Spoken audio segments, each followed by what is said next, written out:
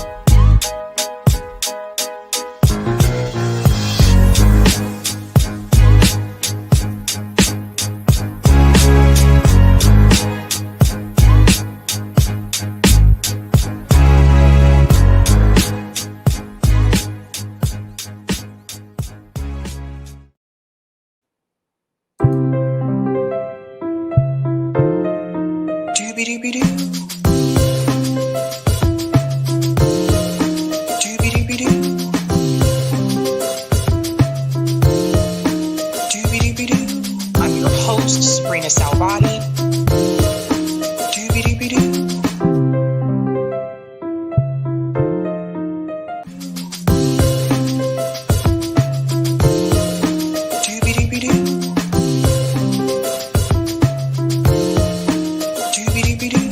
I'm your host, sabrinasalvati.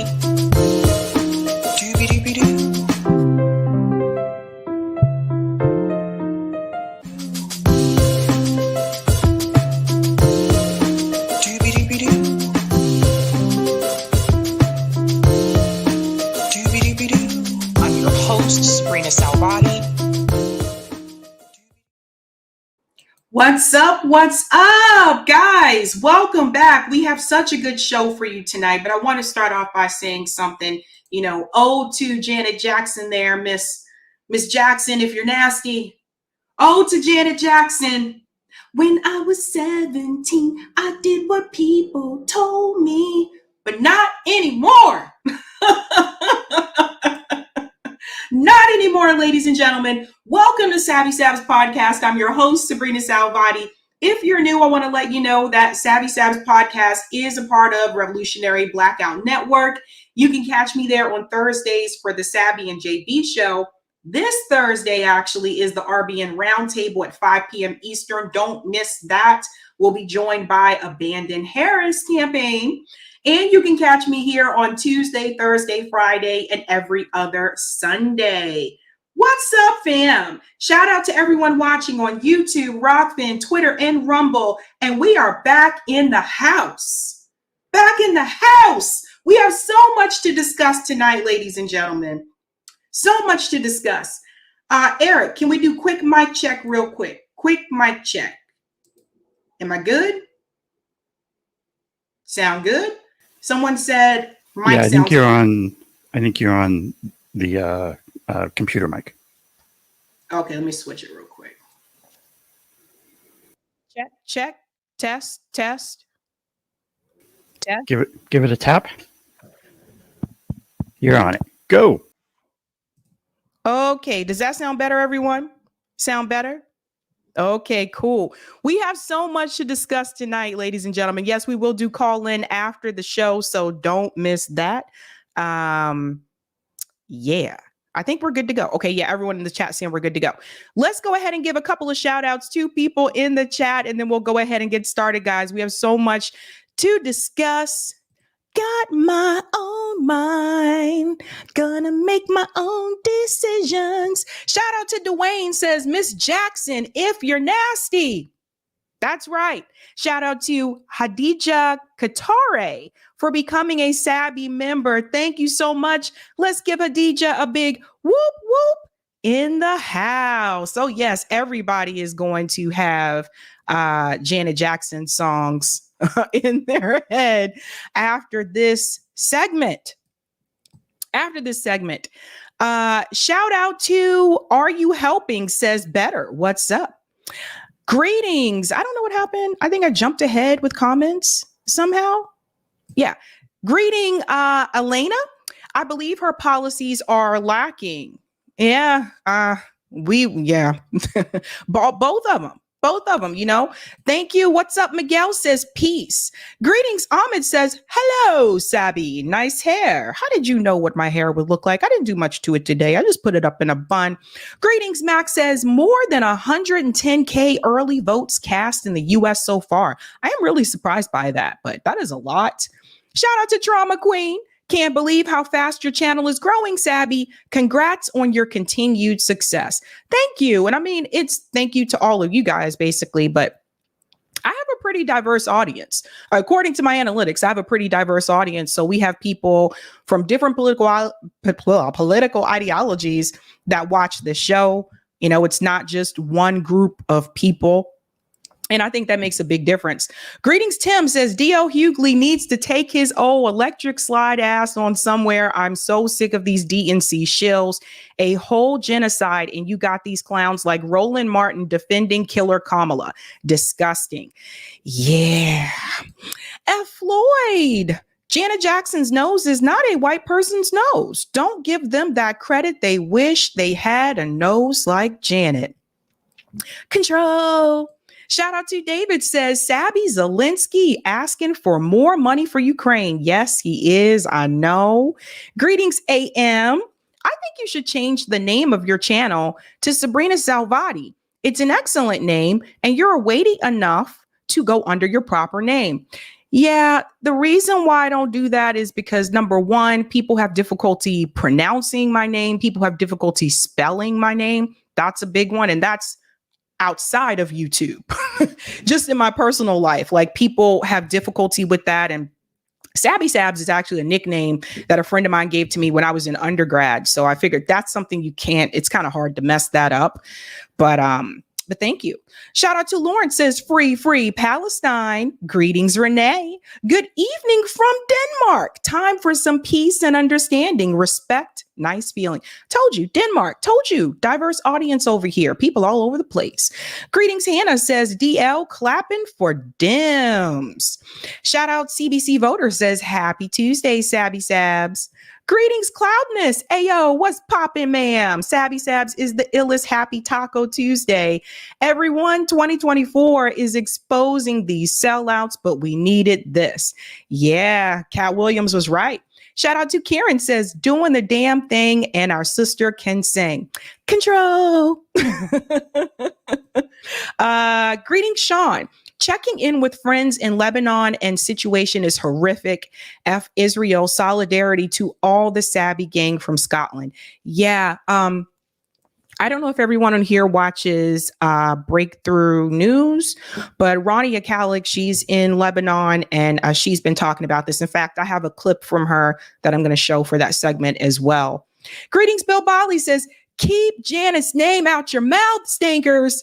DL is a never was, not even a has been. Shout out to Sean Brown says, hey, Sabby. Greetings, Vijaya says, hi, Sabby. Shout out to Birdfinger. Dear DL, I miss Bernie Mac too, but you're grief directed versus Jackson.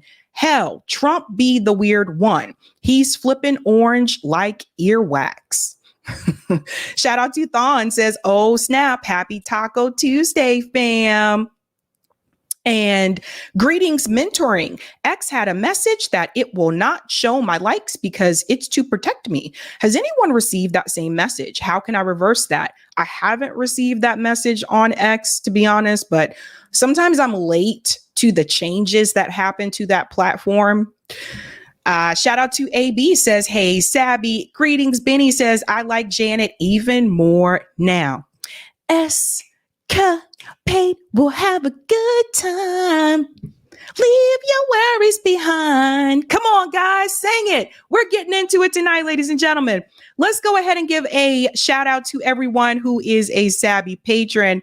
Thank you guys so much for your support. Is Janet all night tonight? Oh no, they came after the wrong one. I'm sorry. They came after the wrong one. Probably one of my favorite artists, like, of all time. Okay, shout out to everyone who is a Sabby patron. Thank you so much for your support. If you're interested in being a Sabby patron, I have 5 categories. Ultimate, Sabinators. There's also Sabsters in the mix. And also Sabbies. Don't forget about them. Doot, doot, doot, doot, doot. And there's also members. Thank you guys so much for your support. And I also want to give a special shout out to new Sabby patrons over here. They're keeping it real, holding down the damn fort. Let's give them a shout out. Shout out to Chris Johnson, David Earnhardt, Rare Wolf, Jiffy Miggs, Sam Hawk, and Keith McLean. Thank you. Thank you so much for your support. Really do appreciate all of you. Yeah, I try to have a good time over here. Sometimes we have some heavy topics. They're usually related to foreign policy. But for the most part, we try to have a little bit of fun over here on this show. Just keeping it real for you. All right, ladies and gentlemen, what else are we going to discuss tonight? Let's go ahead and show that beautiful thumbnail. It's going to be a fun show. All right, ladies and gentlemen, tonight, if you have not heard, we are discussing D.L. Hugley attacks Janet Jackson for Kamala Harris. He attacked Janet, otherwise known as Miss Jackson, if you're nasty. Yeah, we're going to get into all of that. We'll get into what Janet said that caused a lot of controversy, and we'll break all of that down. And I'll tell you something else, too, why I think she might be targeted. We're also going to discuss Israel's strike kills hundreds in Lebanon, ladies and gentlemen. This is breaking news. There are now protests for solidarity and ceasefire in Lebanon, as I predicted, and Professor Morandi and Miko Palid and other, Palestine activists that I've had on the show. They predicted after October 7th what this plan was going to be for Israel and that other countries would be next. So we're going to get into that, and you'll get to hear a little bit from what Ronnie, a colleague, said, what this experience is like for her, right? Because she's in Lebanon. We're also going to discuss shocking new polls, ladies and gentlemen. Oh boy, we are just going back and forth with these polls. This election is incredibly close, but I think maybe you'll see something a little bit different here on this show tonight when we talk about the polling, because I am going to show you how Kamala Harris is in a different position with Black voters when we compare her to Hillary Clinton and Joe Biden and Barack Obama. And I think this is also giving the Democratic Party a little bit of frustration and worry. And also the NAACP is not too happy with Kamala Harris as well. We're going to get into all of that. And we're also going to discuss, Jesus Christ, if you have not heard of Mark Robinson, honey, you're going to learn about him tonight.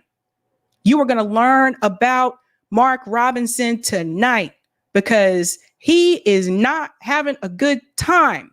Gubernatorial candidate in North Carolina with the GOP, and Mark is not looking too good. We'll get into all of that. And ladies and gentlemen, we will also dive into the Arizona ballot measures. Arizona, yes, another one of those swing states. California is already done. I posted that clip earlier today, and now we're moving on to one of those Sun Belt states. Yeah. We are going to go ahead and dive into our first story. Let's go ahead and shout this out first. Thank you so much, Brown B. Put the DNC in Wranglers in their place. DL looks like Stank Meaner from the Boondocks.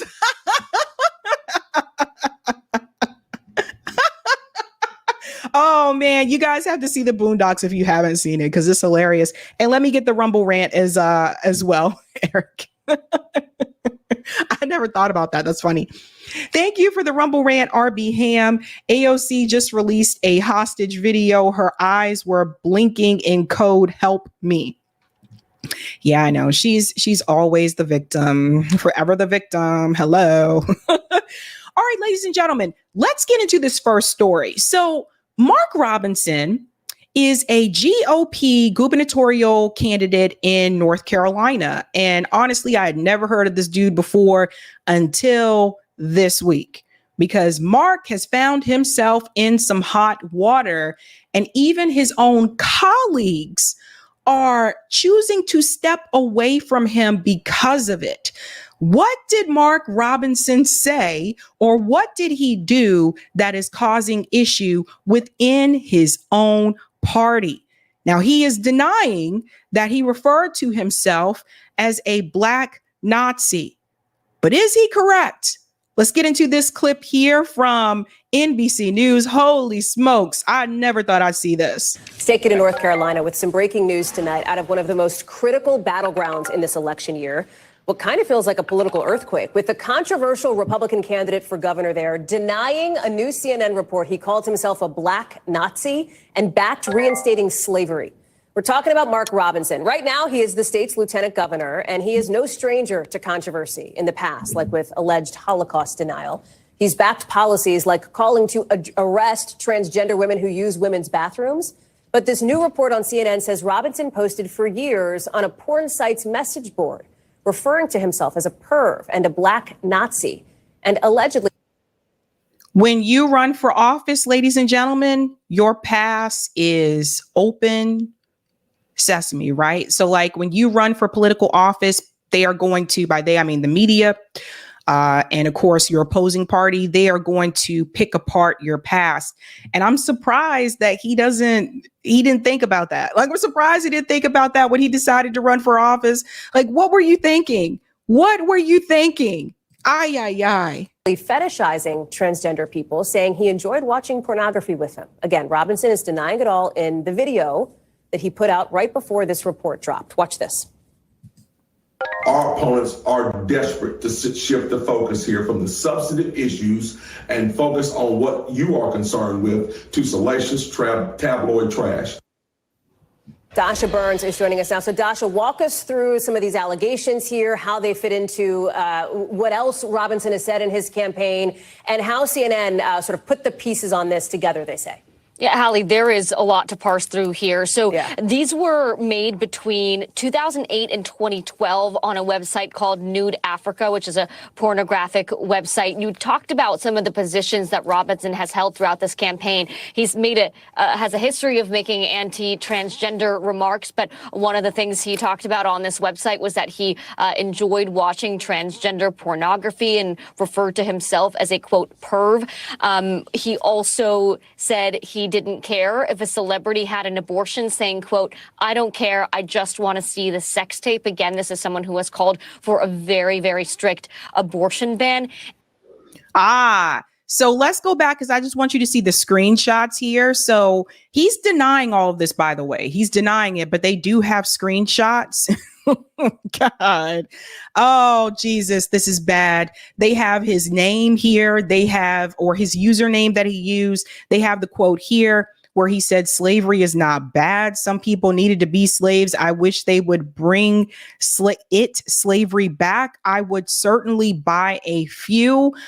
So what we have here is a candidate that is obviously, his personal lifestyle does not fit his political platform. So while he may be campaigning against people that are transgender or LGBTQ community, he may be campaigning for conservative values, which would not be in favor of, like porn, for example.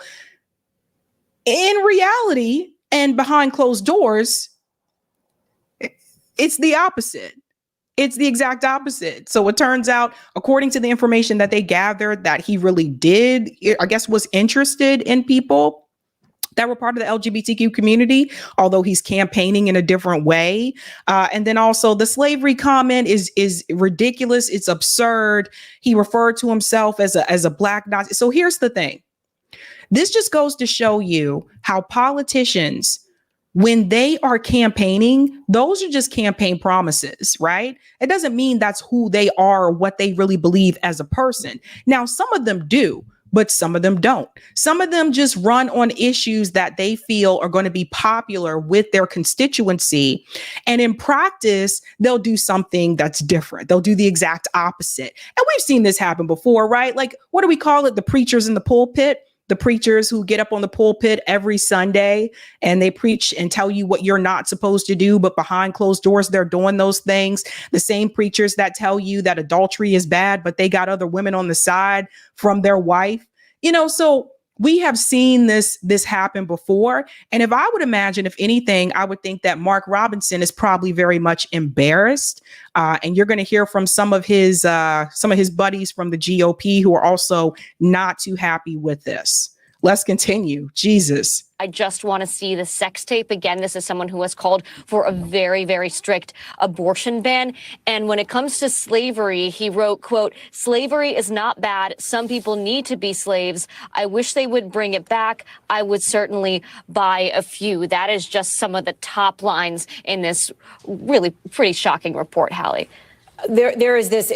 Let me pause here too, and I'll just chime in and say, for people who may be confused, why would a Black guy say something like that? Well, honey, we got Uncle Toms in every group. And the reality is, like, so he's in North Carolina. I lived in North Carolina. I went to high school in North Carolina. And yes, there are some Black people who share those same views as Mark Robinson does. It's really weird. It's almost like they're trying their hardest to fit into the population that is around them, or they're trying to kind of fit in where they may not belong, but this is where they're at. And it's really weird. And so it's like they will repeat like racist like rhetoric that they'll hear from white people about Black people, and they'll repeat that or go along with it just to try to fit in with that group. It's very odd, but it does happen. So when I heard this story, I said to myself, like, yeah, I've seen this before. And I've seen it in North Carolina, and I've seen it in South Carolina. And so I've seen these kind of things where it's like,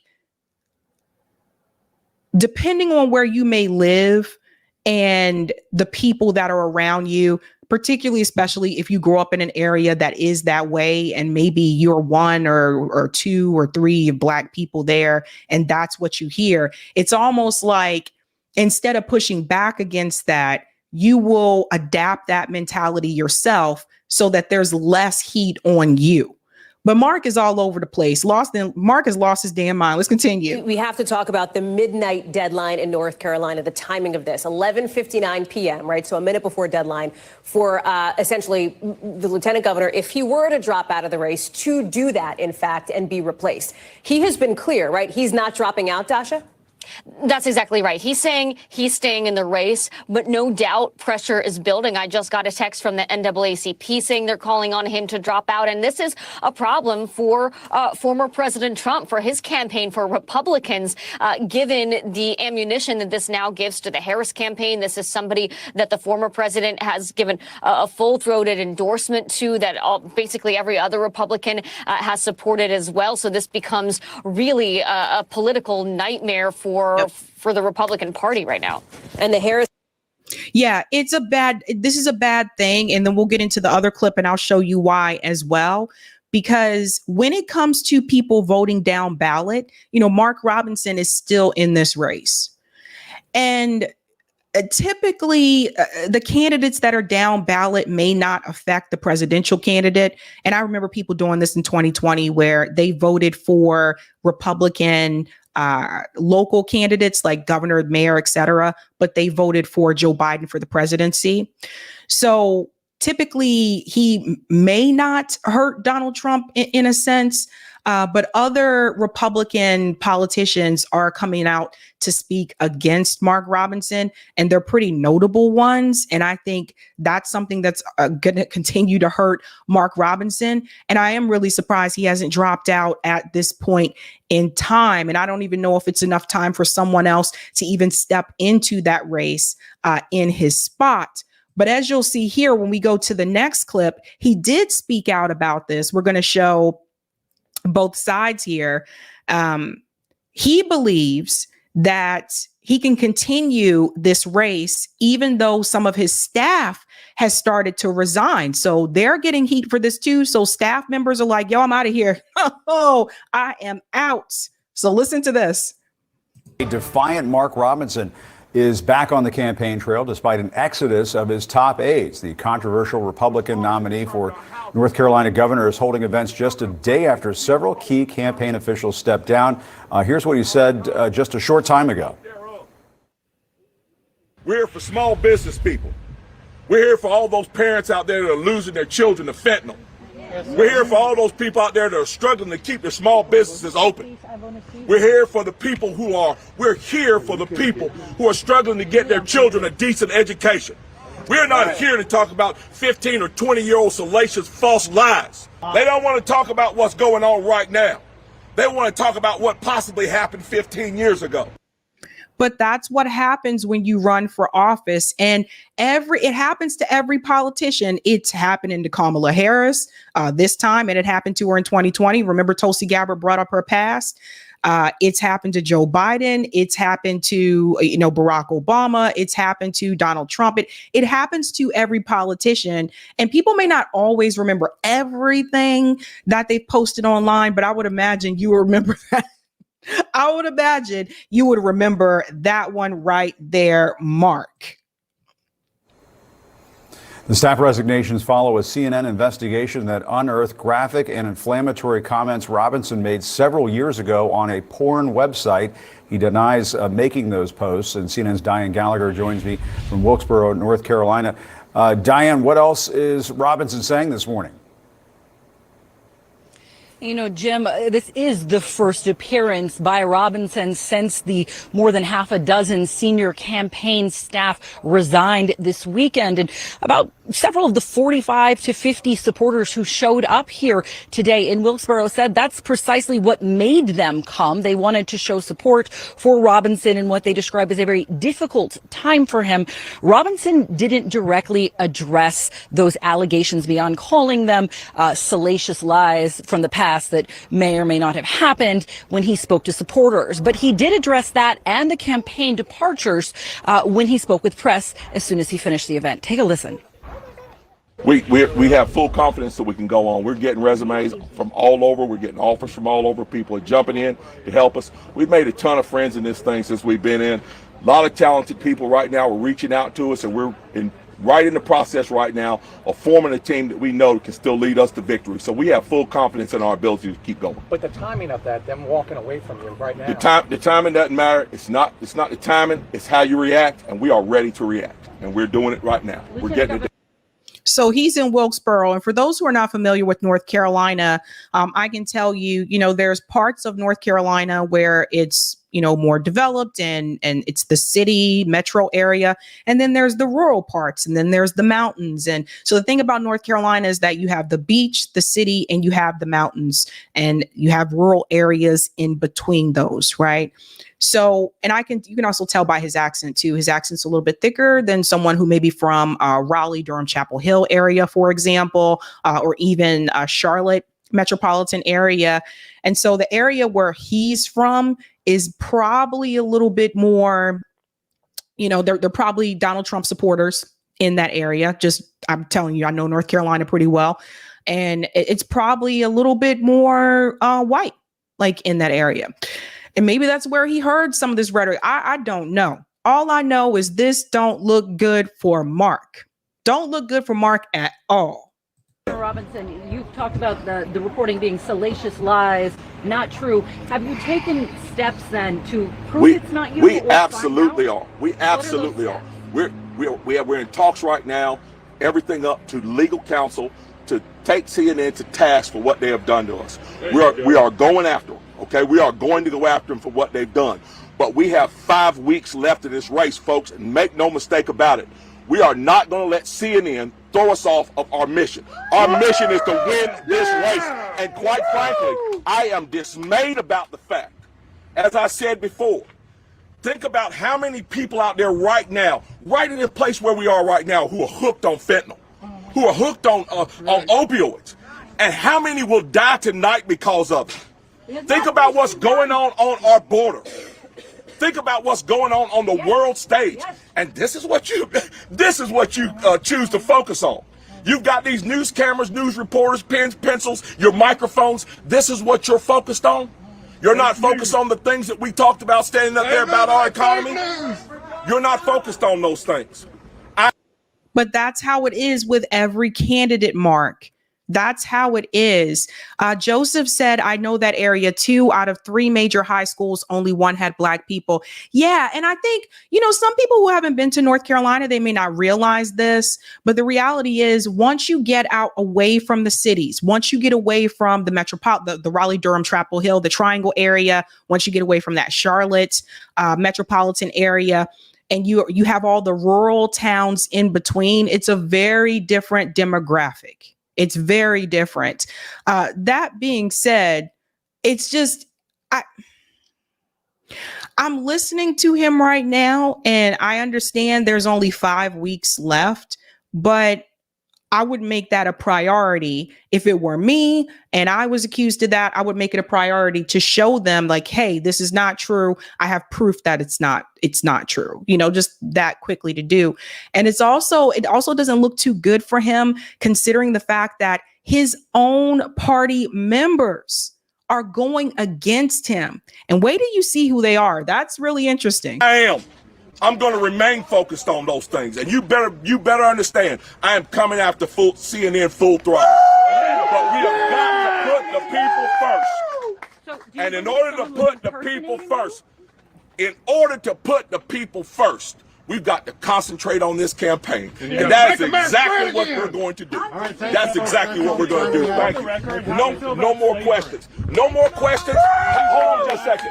No more questions, because you're from Greensboro, and in Greensboro. Now, Robinson may be talking about the fact that we're focusing on that, but I can tell you there are plenty of Republicans in North Carolina who are as well concerned about what the K-file investigation, as well as a significant staff departure, means potentially for down-ballot Republican candidates here in North Carolina, Jim.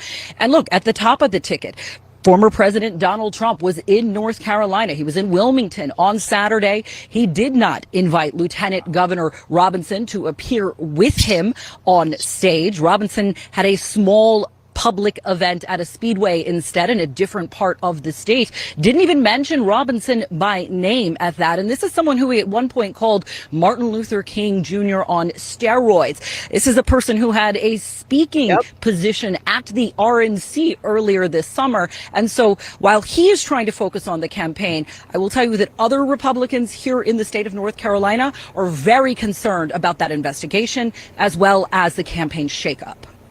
So this is someone that Donald Trump did support before in the beginning, invited him to speak at the RNC for 2024 as well. But Donald Trump was just in North Carolina. And now Donald was like, Mark, who?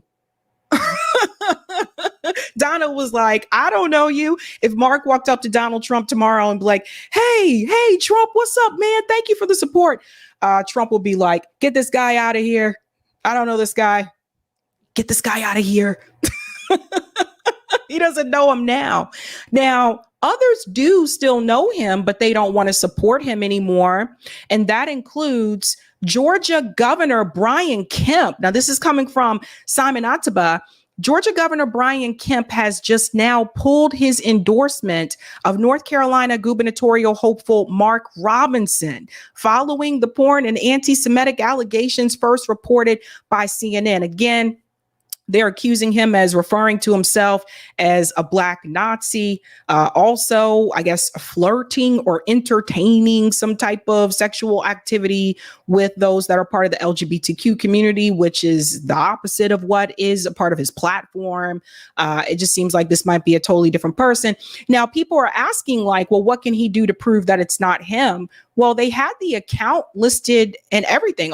It's really easy to say, to show people that's not my account. But another thing about this stuff, too, is that when you log into an account, any type of social media account, well, these devices have an IP address. And they can always, people have a way of getting these things. They can always trace it back to an IP address. So if he's telling the truth, he might want to make sure that that is not the case. So he could do that. But it's not just Governor Brian Kemp. Lindsey Graham, and this is a big deal because Lindsey Graham is a senator, obviously, has a somewhat pull in the Senate. Lindsey Graham calls reports of Mark Robinson's Black Nazi post beyond unnerving. And it goes on to say here, Jesus, if they're true, he's unfit to serve for office. If they're not true, he has the best lawsuit in the history of the country for libel. But Graham stopped short of calling for Robinson, who has denied claims made by CNN. And it goes on to say here, Donald Trump again referred to him as MLK on steroids. Previously, before all this went down, he said, I think what's going to happen here is that he deserves a chance to defend himself. He's claiming they were artificially created. So again, that's something you can prove with your IP address. Graham advised Robinson, who has a history of controversial and racist statements, to hire me the best lawyer I could find. I'd sue the hell out of CNN because what they're saying about him is just unbelievable. So I don't know, ladies and gentlemen, but Lindsey Graham and him losing the endorsement from Brian Kemp, and then, of course, Donald Trump choosing not to acknowledge him anymore. And he was just in North Carolina. So that does not look good for Mark Robinson. So there's a lot happening there with the GOP. North Carolina is one of those races that is particularly tight for 2024 between Kamala Harris and Donald Trump. Again, I don't think this would affect Donald Trump in North Carolina, but it could affect some of those other down ballot races that are happening there. So good Lord, I never thought I'd see this one. I never thought I'd see this one. They said Mark Robinson called himself a Black Nazi. So again, something that he could easily prove, but I don't know. We'll have to wait and see. Also, we'll have to wait and see if he does decide to sue CNN as well. What do you think, folks? Let's go to some of the comments here. Thank you, Eskimo. D.L. Hugley defending Kamala more than he defended his own daughter when she was touched by his friend and he told her she was lying. Yeah, I remember that. We'll get to that. Thank you, Cowpoke Ranch. Must be the vitiligo. You're thinking about Uncle Ruckus from the Boondocks. Thank you, Nyamal. I find it hilarious that Kamala and Trump are tied, but the Democratic candidate for North Carolina already had a 10+ point lead before Robinson was exposed. Yeah. Well, remember, North Carolina's current governor, he was Roy Cooper. He was one of the politicians that Kamala Harris was eyeing for the vice presidential pick, but he decided to remove himself from the running for that. Just remember that. But he was also a Democrat. So Greg Bruce says, I mean, he's only a step or two past Candace on the self-hate road. Thank you, Cowpoke. Believe it or not, in deep, dominant rural white areas, it's a survival mechanism for many. Rural America is where white supremacy reigns unchecked. There you go. Brent P says, yep, guilty. Clyde, I don't understand why people like these don't have a professional go through their internet history and clean it up just in case. I thought they did. I thought campaigns did have that, but maybe not all of them. And thank you, Cynical. Did you hear about a man named Matt Nelson who self-immolated in front of the Israeli consulate in Boston? I saw it on the Indigenous Nightmare Network. I did hear about that. There have been multiple people who have done that. And I think everyone remembers, why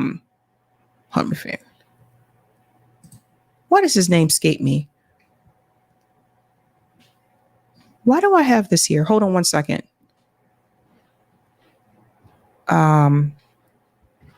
Okay, yeah, I do have the right thing. Sorry. Aaron. Everyone remembers Aaron Bushnell, but there were other incidents not just with Aaron, but that was probably the most, I guess you would say, the most reported story about it. And now corporate media doesn't really touch those anymore. So just something that I've noticed. All right, guys, if you haven't had a chance to do so, go ahead and smash the like button. Thank you. If you're new, don't forget to like, sub, and share. Don't forget, we are going to do the call-in after show tonight, so stick around for that. And we're moving on to our next story, ladies and gentlemen. Well, it was only a matter of time. It was only a matter of time before Israel would not just attack Gaza, but also start to do the same process in Lebanon, in southern Lebanon. And that has already started. I want to get started with this story here. Israeli airstrikes in Nuseirat refugee camp in the central Gaza left multiple oh, this is the wrong article. I don't know why that's there. Sorry about that, guys. I don't know what happened. Hold on. Let me make sure I got the right thing.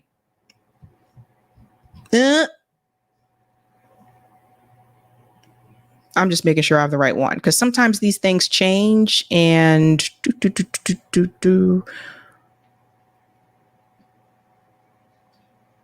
Oh, okay. Here we go. Sorry, I didn't go down far enough here. No, this is not the right. Sorry, guys. I have the wrong link. Apologies. I don't know what I did there. I'll just pull it up.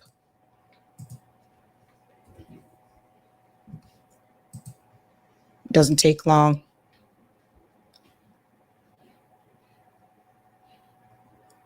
Oh, yeah. So apparently that was unfortunately one of those articles that changes. So it was one thing when I picked it and now it's something different, but that's okay.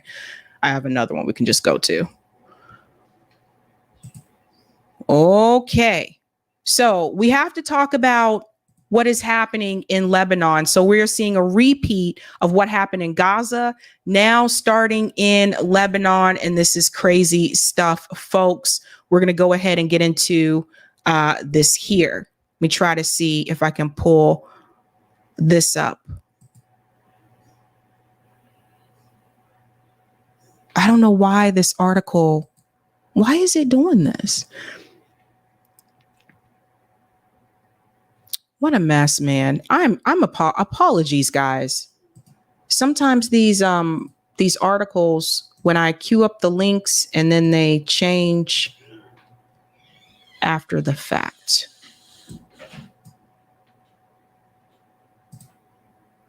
Okay, here we go. This one has not changed. Sorry about that.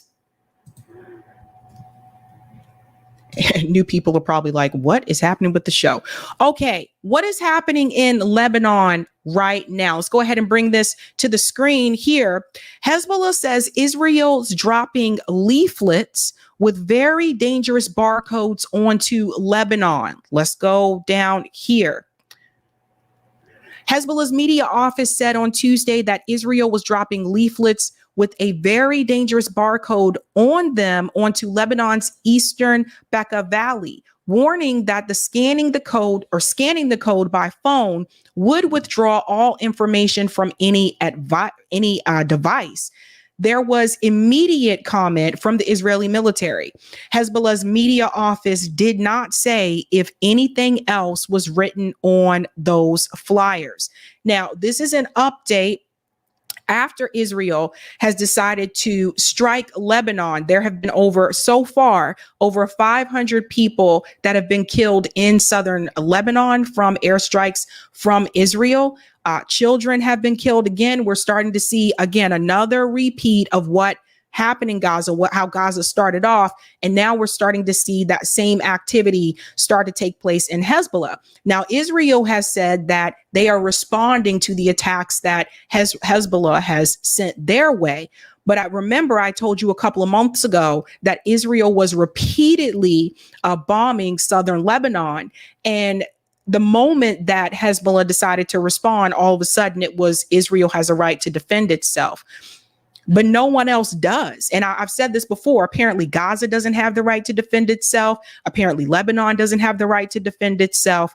So people are getting very concerned and very upset because now we are moving into a larger scale war, which is exactly what people like Professor Morandi had predicted. Also, there were other people that have come onto the show, people like Miko Palid had predicted that it would go this way.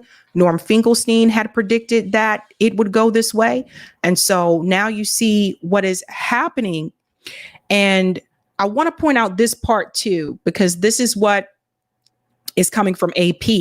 It says the Israeli military says 3 drones were identified crossing from Lebanon into Israel a short while ago, setting off sirens in coastal towns just south of Haifa, more than 50 kilometers from the border with Lebanon.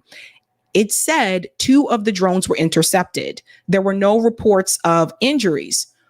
Altogether, more than 300 projectiles have been launched today from Lebanon at northern Israel, according to the Israeli military. So this is the response coming from Hezbollah to Israel. The army said strikes will continue in Lebanon. In the last 2 hours, Israeli jets carried out a number of extensive strikes on targets in the Bekaa region and in southern Lebanon, according to the army, hitting rocket launchers and infrastructure that the army says was used to store weapons. And if you haven't seen an update about this particular case so far, they're using the same talking points, which is that Hezbollah is hiding behind the people in Lebanon. They are saying that there was a housing complex that was storing weapons underneath the house, like just stuff that you just would not believe, does not make any sense. But they're using the same rhetoric that they used around Gaza for their excuses to do what they're doing. And now they're killing civilians in Lebanon, which is what we were all told would happen, right? They want a greater Israel. They want to expand. And that means that would displace people in Lebanon as well. So we've been talking a lot about people being displaced, whether it's Palestinians being displaced, whether it's Gaza, whether it's the West Bank. And now you're going to have people displaced in Lebanon as well. And then there is this, and I warned you that this was coming.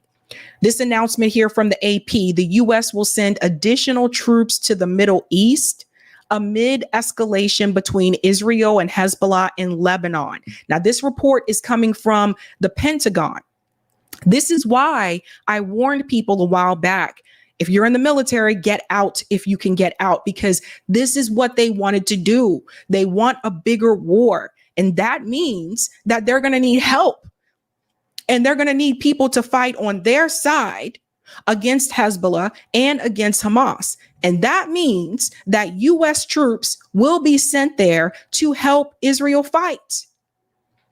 And so when people say to me, well, Joe Biden got us out of Afghanistan, and I told you then there were still a couple of troops in Afghanistan. But when people tell me, well, we got out of that. Yeah, but then what we got now? You have the war with Russia and Ukraine. You have this bigger war in the Middle East, which is dangerous to us all, by the way. This is not just an issue that's just going to affect people in the Middle East. It's dangerous to all of us. And now they want to send more American troops to go over there and to kill brown people abroad. Sound familiar?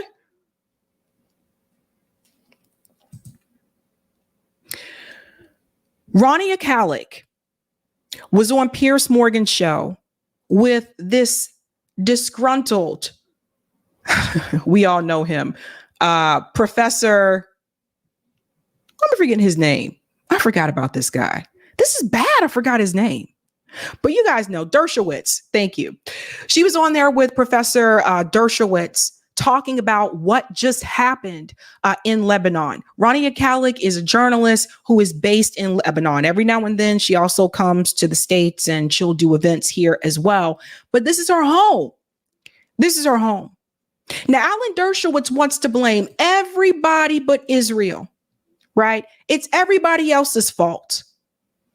But Ronnie says something during this segment that I think everybody needs to hear. Everybody wants to talk about why Israel has to respond, but nobody in corporate media wants to explain why these factions exist in the first place, why Hezbollah exists, why Hamas exists. They don't want to get into those conversations. Well, Ronnie is going to do that. Listen to this. Let's talk about where Hezbollah comes from. Hezbollah emerged, it's Lebanese people who emerged in the mid-1980s because Israel viciously invaded and occupied Lebanon. I mean, that invasion and occupation was so horrific. Ronald Reagan called up the Israeli Prime Minister Menachem Begin at the time, right, and told him to stop carrying out what Ronald Reagan referred to as a Holocaust on Beirut. That is how vicious the Israeli invasion and occupation was. And under those conditions emerged a group of Lebanese people who picked up arms to defend their homes and land from occupation, and that's how you get Hezbollah. And they kicked the Israelis out in 2000. And since then, they have been seen by many Lebanese. You don't have to agree with it. I'm telling you the reality of the situation. I live in Lebanon. I know. Since then, they have been seen by many Lebanese as a force of protection against further Israeli invasions of Lebanon. And I'll also remind you, Hezbollah has never invaded Israel. Israel has repeatedly invaded Lebanon. The same goes for Hamas, by the way. Where did Hamas come from? They haven't sent rockets? Hamas is a group of Palestinians who picked up arms to defend their people against Israeli aggression. So if you want the aggression against Israel to stop, if you can even call it aggression, if you want that to stop, Israel needs to stop invading, occupying, and massacring its neighbors. People in your neighborhood are not going to like you if you continue to kill their families and steal their homes and land. And this is the hard truth that Alan Dershowitz doesn't want to hear. Right? They all want to say that Israel has a right to defend itself against these terrorist groups, but they don't want to tell you the history of those groups. Why do those groups exist? Why did those groups form? You know, you can't continue to just invade people's land and steal their homes and steal their space and expect the people not to push back. And so a little bit of history is good for people to understand. He doesn't like that too much. Does not like that too much. She also goes on to ask this question, which I've continued to ask repeatedly. What about everybody else? What about their right to defend their self? What about that? Why is it always that Israel has a right to defend itself, but nobody else does? Lebanon doesn't have a right to do that. Gaza doesn't have a right to do that. Nobody else has a right to do it, but Israel does? Don't you find that to be a little bit strange? Listen to this. At what point do Arabs get the right to defend themselves? At what point does our security matter? Israel has spent the last almost 12 months carrying out a genocide in Gaza. They've killed over 41,000 people, and we all know that's a huge underestimate. Over 16,000 children. That one? Just today, Israel has killed 300 Lebanese people, including 21 Lebanese children. War? At what point do we get to defend ourselves? And Alan, come on. Israel's been massacring and occupying and terrorizing its neighbors for the past 76 years. Israel needs to stop terrorizing its neighbors, stop being an apartheid settler colony, and maybe its neighbors won't fire at it because its neighbors are defending themselves against an invading and occupying state. Against an invading and occupying state. Yeah, so Israel has become a big bully. And nobody else that they bully apparently is allowed to protect themselves, defend themselves, or to fight back. It's absurd. And Alan Dershowitz, you know, I don't know why Piers Morgan continues to bring him on to his show. I think at this point, I think you run your course. Do you guys agree with me with that? I think that at this point, Alan Dershowitz has run his course. Between the Epstein, you know, defending Jeffrey Epstein and then now defending Israel, I think we all get a good picture of what type of person Alan Dershowitz is. So I think at this point, I think you run your course, and I think people need to stop inviting this guy onto their show. Just calling it like it is. That's why he has his arms folded, because people are done with your bullshit. He can't get his way. It is time to move on. It is time to move forward. People see what is happening right in front of us. And to make things worse, by the way, you will see here Israel's education minister on live television say that Lebanon should be annihilated. So shout out to Ben Norton for this one, for sharing this. And we have the text here. But watch this. Watch this. So I say this to the French and to the others from countries of the world who claim that. Listen to this. אז אני אומר את זה לצרפתים לצרפתים ולאחרים, מה שנקרא, ממדינות העולם שטוענות את זה, אין שום הבדל בין חיזבאללה. Do you see what he is saying? He said there is no difference between Hezbollah and Lebanon. Does that sound familiar to you? Didn't you hear the same rhetoric after October 7th that there was no difference between Hamas and the other Gazans and Palestinians? There was no different. They said the same thing on live television on Israeli TV. What do you think it means when they say that? It means that they see them as the same. And if they see them as the same, then they can use that as an excuse to get rid of all of them. לבנון תושמד לאור כמו שהדברים מתקדמים. ואני אומר את זה אפילו עכשיו בצורה מאוד בוטה. אנחנו באירוע שבו... He said the way that things are progressing now, Lebanon will be annihilated. We are in a type of event where Lebanon is going towards annihilation. You see this? So once again, Israel is publicly stating that they want to annihilate an entire group of people, an entire population of people. They did the same thing with Gaza. They've said this about the West Bank.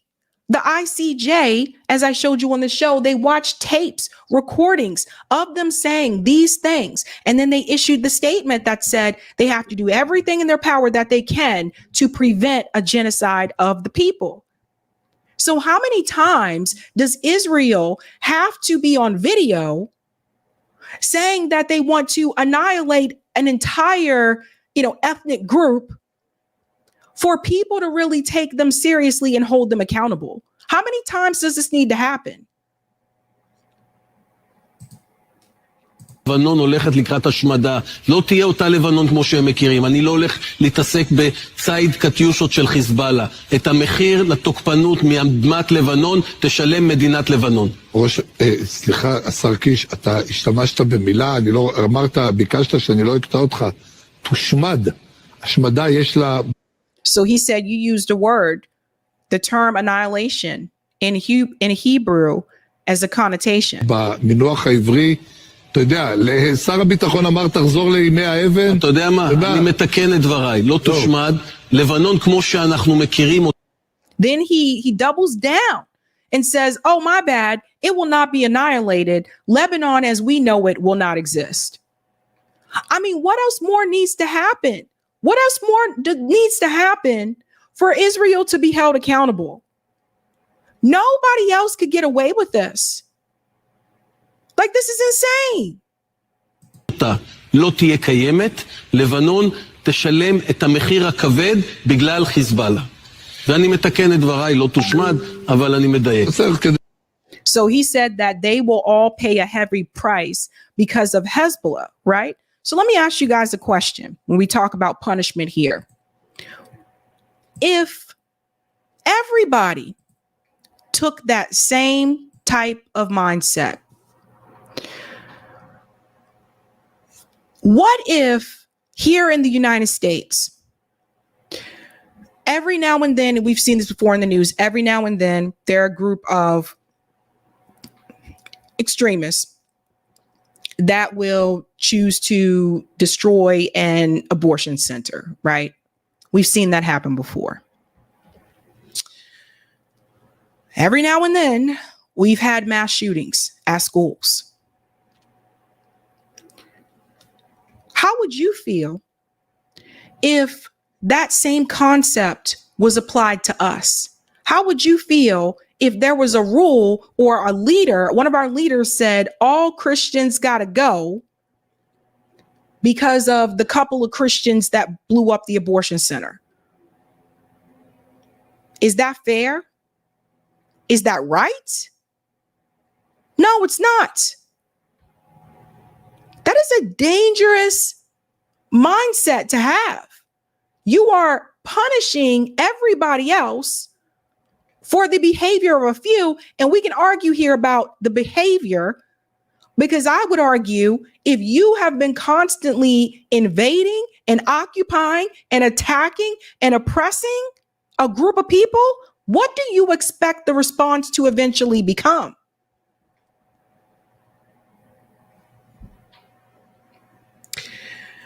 Everyone is in on this. Everyone is in on it. Matt Miller, John Kirby, Antony Blinken, Joe Biden, Kamala Harris.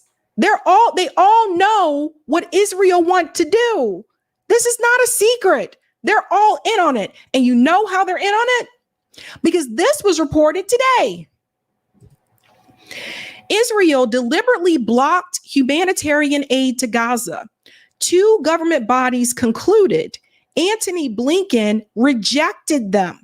So you have to hear this. This came through today. We talked about this before about them blocking humanitarian aid. But I think you need to hear this part here in particular. The U.S. Agency for International Development delivered its assessment to Secretary of State Antony Blinken and the State Department's Refugees Bureau. It made its stance known to the top diplomats in late April. Their conclusion was explosive because U.S. law requires the government to cut off weapon shipments to countries that prevent the delivery of U.S.-backed humanitarian aid. I'm going to say this again. Anytime a country is blocking humanitarian aid from getting to the people during a time of war, that is against U.S. law. So it's against U.S. law for you to still continue to give them weapons if they're doing that. Now, check this part out. Israel has been largely dependent on American bombs and other weapons in Gaza since October 7th. But Antony Blinken, let's highlight this here for the peeps. Antony Blinken and the administration of President Joe Biden did not accept either finding. Days later, on May 10th, Blinken delivered a carefully worded statement to Congress that said, "We do not currently assess that the Israeli government is prohibiting or otherwise restricting the transport of delivery of U.S. humanitarian assistance." However, prior to his report, U.S. aid had sent Blinken a detailed 17-page memo on Israel's conduct. The memo described instances of Israeli interference with aid efforts, including killing aid workers, razing agricultural structures, bombing ambulances and hospitals, sitting on supply depots, and routinely turning away trucks full of food and medicine. So what this tells you, listen to this as well. Separately, the head of the State Department's Bureau of Population, Refugees, and Migration had also determined that Israel was blocking humanitarian aid and that Foreign Assistance Act should be triggered to freeze almost $830 million in taxpayer dollars earmarked for weapons and bombs to Israel, according to emails obtained by ProPublica. I am showing you this, folks, to make something very clear. Regardless of what Antony Blinken, Matt Miller, and John Kirby have said in these press conferences when they were approached about aid being blocked to Gaza, this was not a surprise to them. They already had the reports. They already had the information, and they decided to dismiss it or say that they didn't know anything about it, or my fave, we need to have Israel investigate themselves to see if this is actually happening.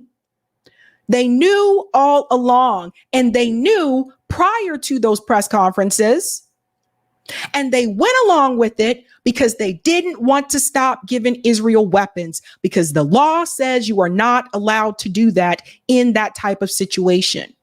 So I want to make this very clear to everybody. What you see happening right now in Lebanon, everything that Israel is doing is because the U.S. government is allowing them to do it.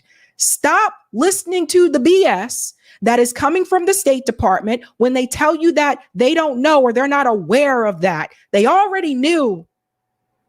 They already knew. How is it that the journalists in the room who are not even over there, how is it they know, but the State Department doesn't know?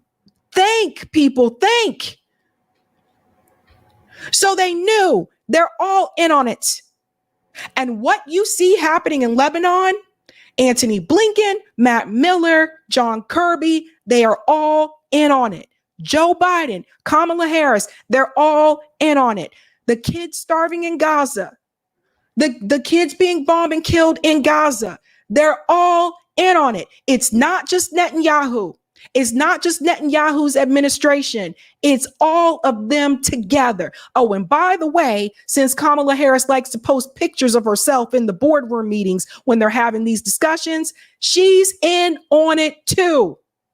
And I'm willing to bet you, Donald Trump, if he was sitting there as well, he'd still be in on it. They all know. Stop saying push them left. Do not kid yourself. If you want to vote for Kamala, if you want to vote for the Dems, that's your own prerogative. However, do not vote for them assuming and hoping that they are going to be moved on this issue. They could have been moved on it already. They decided not to. They are not going to stop the weapons because they're in bed with the weapons manufacturers. They're in bed with Lockheed Martin. So when you hear Kamala give this speech, and every time she's asked about this question, and she says, Israel has a right to defend itself, but how it does so matters. She is lying to you. That is a script. Now, you can pretend to believe it if you want to, if it makes you feel better. But the reality is, all these people are guilty. All of them are in on it. That's why they're continuing to give them the weapons. They're not serious about a ceasefire. The only reason they even brought up a ceasefire is because the protesters were demanding a ceasefire. Had there been no protest, they wouldn't even mention the word ceasefire. And this war would just be continuing to go on. Does everybody understand? The only reason they even mention ceasefire is because of us, because of the protesters. That was our demand. So they co-opt that demand and start repeating the same rhetoric. They remove Biden and insert Kamala Harris and make you think that because she's a little bit more sympathetic, that she is going to be moved on this issue and do something opposite than Biden. So people got their feelings hurt and were brokenhearted when she sat up there and she said the exact same thing that Joe Biden said. She will never refuse Israel the right to defend itself, and she will never waver on giving them weapons or giving them supplies. There are people lying to you. There are people lying to you, and they should be ashamed of themselves. And I've seen the damn videos. They are lying to you so that they can continue to grow their audience and grow their base and hold on to the Kamala stance. These people should be ashamed of themselves. They know damn well how money works in politics by now. They've been doing this a lot longer than I have, and they know damn well that our government is in bed with that lobby, is backed by those weapon contractors. They know damn well that those politicians, where the money comes from, really matters. Now, you mean to tell me people that spent years talking about corporate money and showing you open secret pages for years under Bernie's campaigns and sitting up there telling you how whatever the donations that they get, that's who they're going to serve? You mean to tell me all of a sudden out of nowhere, they're pretending like this don't exist, that's no longer a factor? That is bullshit.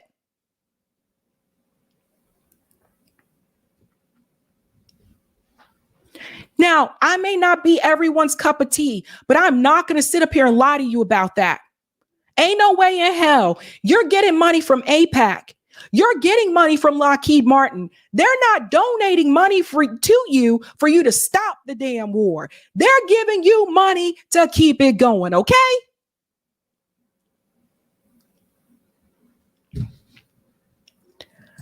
There's a number of people that should be ashamed of themselves, but Eric lays this out so beautifully using MCDS analysis, which is money, corruptions, demands, solutions. For money, every munition dropped on Gaza is money delivered to the MIC. And this is how we have to break this down, people, so that people really understand this. See, Corruption. Our deeply corrupt government is paid off by the military industrial complex and billionaires. D, demands. It's up to all of us to demand an end to their evil grift. And that's what it is. This is the grift of all grifts. S, solutions. See 11 demands orgs for solutions. And so I always point people back to the 11 demands org page for solutions. And we've gone over that on this show multiple times, right? And Eric put this here as well. The demands part of MCDS is super important. Lots of people are describing the problems, and kudos to all of that. But we need to be clear. What are our demands? Nothing really gets better until we fix the big money and corruption. And this is why, and Eric put the link to that in the chat for people so they can see 11 demands. This is why I continue to tell you, these people who keep you going back and forth from candidate to candidate and like, it's not Biden, now it's Kamala. Let's go with Kamala. She's going to be the one. They told you Bernie was going to be the one. I thought Bernie was going to be the one. People told you Obama was going to be the one. It's always going to be someone else that they just move through this revolving door, but they never get down to the big issue of solving that, which is money and corruption. And as long as you have big money and corruption, it doesn't matter who they put through that revolving door. You are still going to end up with the same problems. Now, the reality is a lot of people don't want to have to deal with that. So they'll just have you cheerleading for another candidate. And then when it doesn't work with progressive policies, they'll even slide over a little bit to the right and have you supporting a corporate neocon who they would have never told you to back in 2020 or 2016.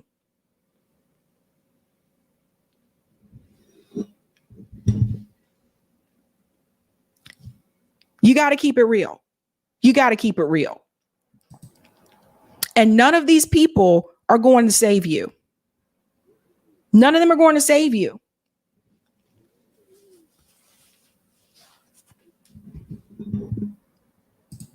What's happening right now in Lebanon, again, as I said before, it's just a continuation of what was already predicted to happen. They already planned this.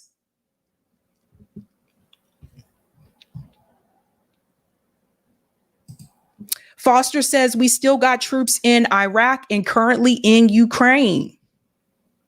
And remember, during the debate, Kamala said we don't have troops anywhere in the world.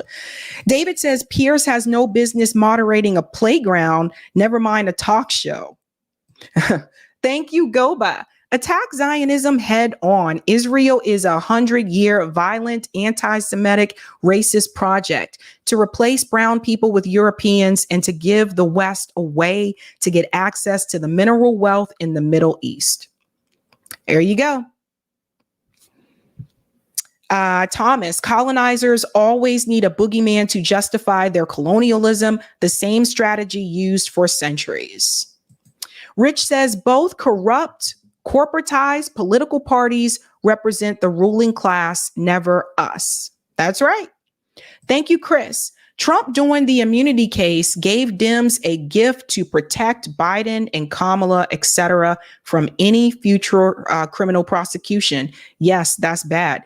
Right. And that's what I was saying, like when that happened, which was that doesn't just apply to him, that applies to them too. Well. Interesting times, ladies and gentlemen. Interesting times. We are going to move on to a rather interesting story. These polls are moving back and forth, right? So first, I want to show you the new NBC News poll. And then we're going to move into the Emerson poll and the New York Times Siena poll. The NBC News poll was released over the weekend. And I believe also the Emerson one. The New York Times poll was released, I believe, yesterday, early Monday morning. So you're going to see a shift that is happening in this presidential race.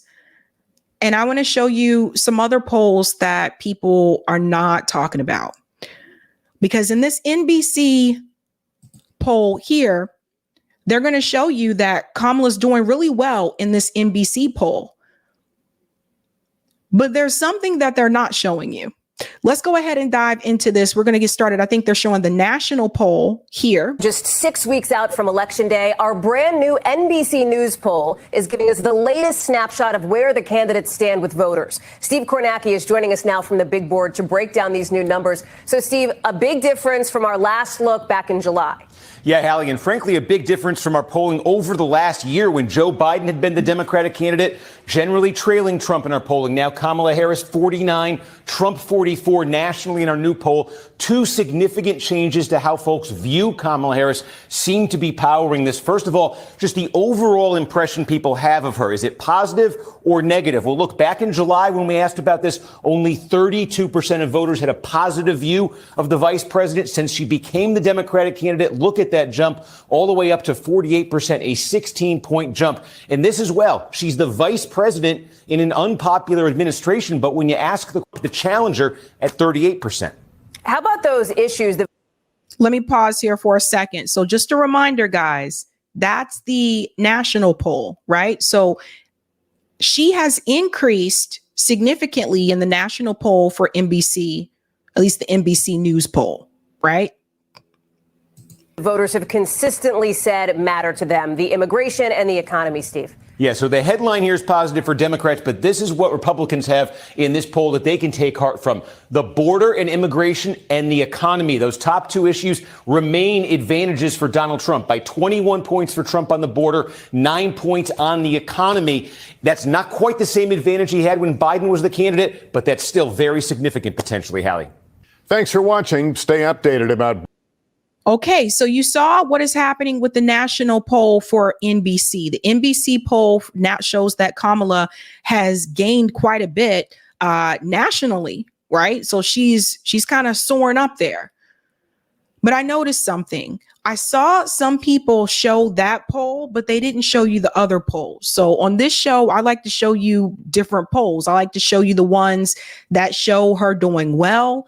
But I also like to show you the ones that show Trump doing well. Like I show you different polls so that you can see, it's not the same across the board. It depends on where the poll is coming from.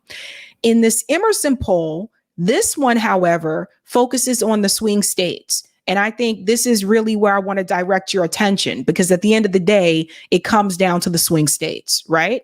So you can be ahead in the national poll and win the popular vote, but lose the electoral college. This is what happened to Hillary Clinton.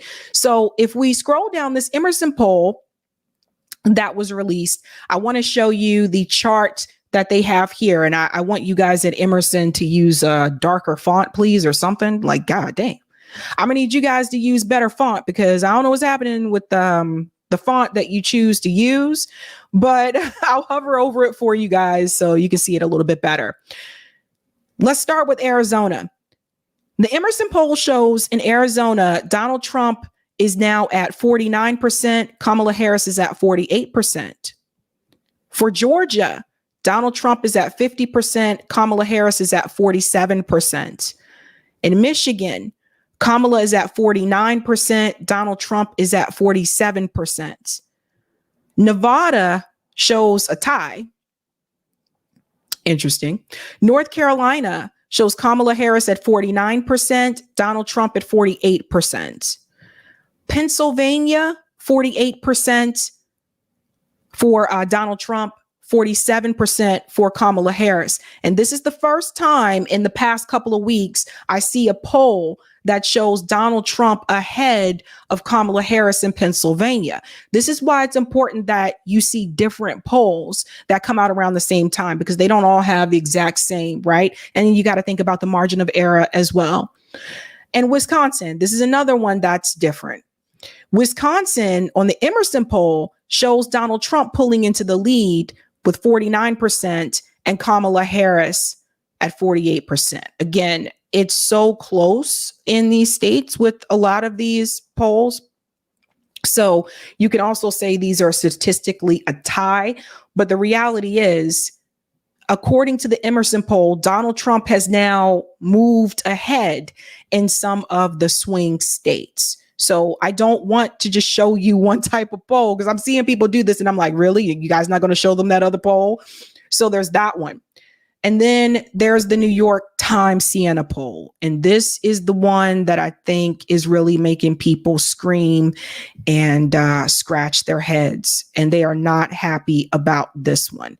This one was released Monday morning. It shows that Donald Trump is now ahead in 3 of the Sun Belt states. Let's get into this.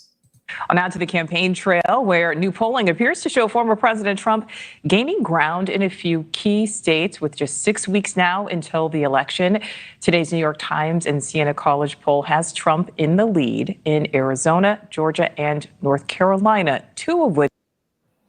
Pause. We'll just go back here for just a second. Sorry.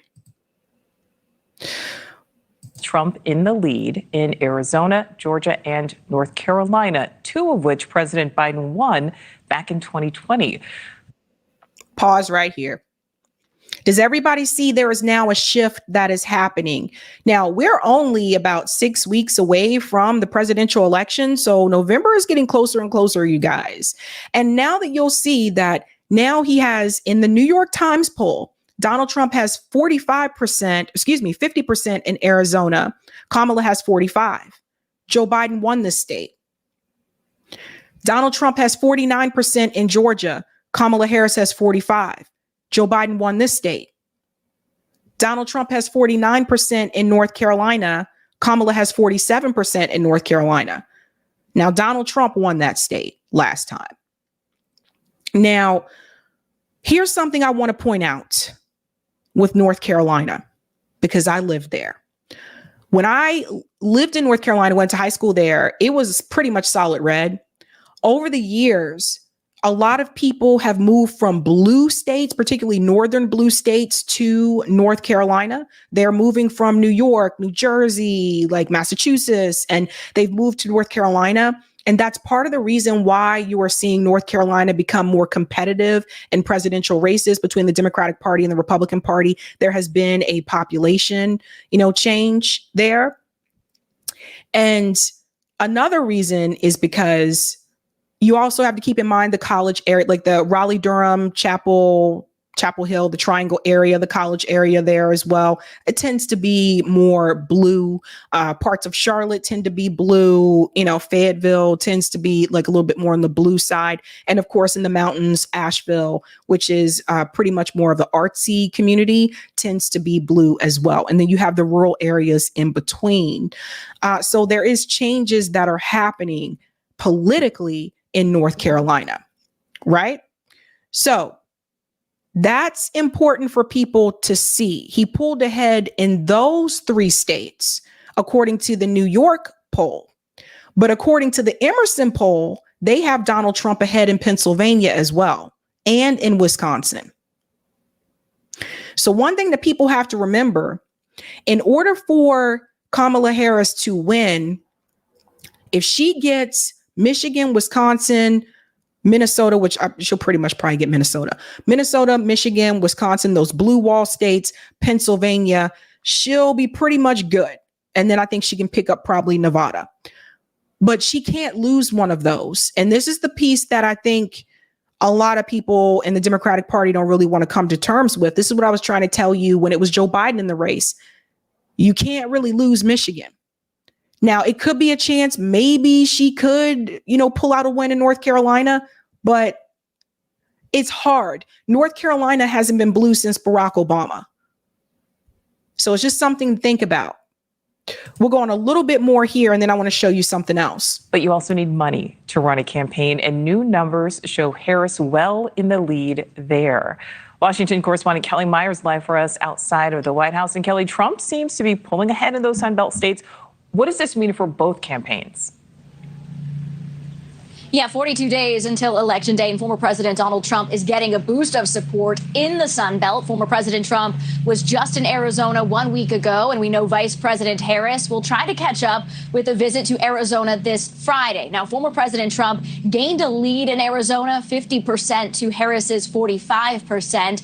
Just to note, he also remains ahead in another two battleground states, key here, Georgia and North Carolina. And Trump lost Arizona and Georgia to Biden in 2020, and a Democratic presidential candidate hasn't won North Carolina since 2008. Harris is trailing Trump there by a slim margin and has been visiting that state nearly once every week. A poll also found Harris is losing support from Latino voters in Arizona. And also what's interesting there is this ticket splitting that's going on. The Democratic Senate candidate is still ahead, though Harris is behind Trump. And as you mentioned, Nicole, you need money to fuel the campaign in these last few weeks. And Harris's campaign just announced another $27 million it raised at an NYC fundraiser this past weekend. They say that's the largest single event since Harris has been at the top of the ticket. One official saying the campaign is grateful because they are gearing up to contend with outside super PAC spending from the Trump side. And speaking of Trump, he will be heading to Georgia and North Carolina, those other states that we mentioned. He will be there this week. But it's interesting to note Georgia Governor Brian Kemp, who is well liked in the state of Georgia, will not be joining him in Savannah tomorrow, we're learning. Nicole. All right. So I want to mention something here about the money that's being spent. It's true. Typically, the candidate that spends the most money is the one that usually wins. But you can also point to someone like Bernie Sanders, who had the most money when he was running in a lot of mainly grassroots, right? Grassroots donations. And that didn't help Bernie Sanders win the Democrat primary, even though he had the most money. He was polling better than Joe Biden, and he had already won like New Hampshire and Nevada. That didn't help him win the Dem primary. So that's part of it. But I want to go to this article here from the New York Times, because a lot of people lost their cool when this when this was published. Trump shows signs of strength in the Sun Belt battlegrounds, poll finds. And again, they mentioned Arizona in that video clip, and they said that she is struggling with Latino support in Arizona. Again, I believe that has to deal with the border issue. So for some people who came to the U.S. Legally and did that process the legal way, they are not too happy about migrants who have come here and have skipped that process. And I've heard this from people that have gone through the immigration process. So just FYI, tend to not be too happy about that. So a lot of people are pointing fingers at the Biden-Harris administration. That's probably why she's not doing well with Latino voters in Arizona. But I want to pivot to this part of the discussion here. Just want to drop down a little bit here. This part. The poll found that voters in this part of the country, where they're talking about North Carolina, voters in this part of the country were worried about their own future and the future of the nation, suggesting that Mr. Trump's dark campaign rhetoric, "Our country is being lost, we're a failing nation," he said in the debate, could be resonating with some voters. A plurality said the nation's problems were so bad that it was in danger of failing. Republicans were much more likely to hold that unsettled view of the future Democrats than Democrats. 72% to 16%. So they're talking about the future there. And then there's another chart I want to show you how the polls compare. So you can look at these polls side by side. The New York Times Siena poll, which I just showed you, shows Trump +5 in Arizona, +4 in Georgia, +3 in North Carolina. The polling average, you can see across the board, Trump +2, Arizona +2, Georgia, and him and Kamala even in North Carolina. And then if we scroll down here, you can see the other polls: Emerson, Signal, Political. Quinnipiac doesn't have, these two don't have a poll for Arizona, a new one just yet. Data Orbital and CNN. But if you notice across the board, look who's the one that's mainly gaining. It's Donald Trump. Kamala gains with the Quinnipiac poll +3 for North Carolina, and she gains +1 with the CNN poll in Georgia. But mainly across the board, Donald Trump is the one that is gaining right now. So we are seeing another shift happen with these polls. And then there's something else, and I think Democrats need to hear this. Shout out to Case Study QB for this one. There is still this issue that Kamala's campaign is struggling with, and that is the Black vote. And I know some people are excited, and I'm going to show you these numbers, and you're going to see them, and you're going to say, oh, that's a great amount of support for Black voters, but not when I compare them to her predecessors. Shout out to Case Study QB for this. Majority of Black swing state voters back Harris, but young Black Americans not committed to the Democratic Party. Let's get into it here. There are new polls that are giving Democrats a real boost of optimism about where they stand in their battle against Donald Trump. But a recently released Howard University poll reveals that some red flags are there, and it's not just for November, but also for the future of the Democratic Party. First, let's get into the good news. The poll of Black voters in 7 key battleground states showed overwhelming support for Kamala Harris. 82% for Harris versus 12% for Trump, with 6% undecided or choosing a third party. Pause there for just a second. Now, 86% for Black voters in battleground states. Again, that's good. Like, that's not bad. I'm not, look, I don't support Kamala Harris or Donald Trump, but I know people's like, you're too hard on Kamala instead of Trump. Like, look, I'm gonna keep it real. Like, that's good. That's not bad. But wait till you see what else I'm going to show you, right? So 12% Black voters for Donald Trump, which will put him where he was in 2020. But look at this part here. Another candidate or undecided, 6%. If that holds, and I know some people are like, oh, that's only 6%, but this is just in swing states. If that holds, and let's say majority of that goes to one particular third party, like let's say it went to Jill Stein, for example, imagine holding at that 5% there, or that 6%. Imagine that if that holds. But a closer look shows both a generational and a gender divide that might force a reckoning in how they approach what has been their most loyal voting bloc as we look forward to future races. With 89% of Black voters over the age of 50 saying that they would vote for Harris, that number drops to 75% for Black voters under 50. Now, 75%. We're going to go back to that picture because this is what I want people to see. 6% undecided or choosing a third party. But a closer look shows both a generational and a gender divide that might force a reckoning in how they approach what has been their most loyal voting bloc as we look forward to future races. This part right here, and everybody needs to pay attention to this. Black voters over 50, 89% support Kamala Harris, 8% support Donald Trump, 3% support third party / undecided. But this is the problem that I think Kamala Harris is going to run into. It's Black voters under 50. 75% support her. 16% support Donald Trump, and 9% are undecided or third party. So here's the problem, folks. Kamala Harris, for whatever reason, is not reaching as many Black voters under 50 that Barack Obama was able to reach.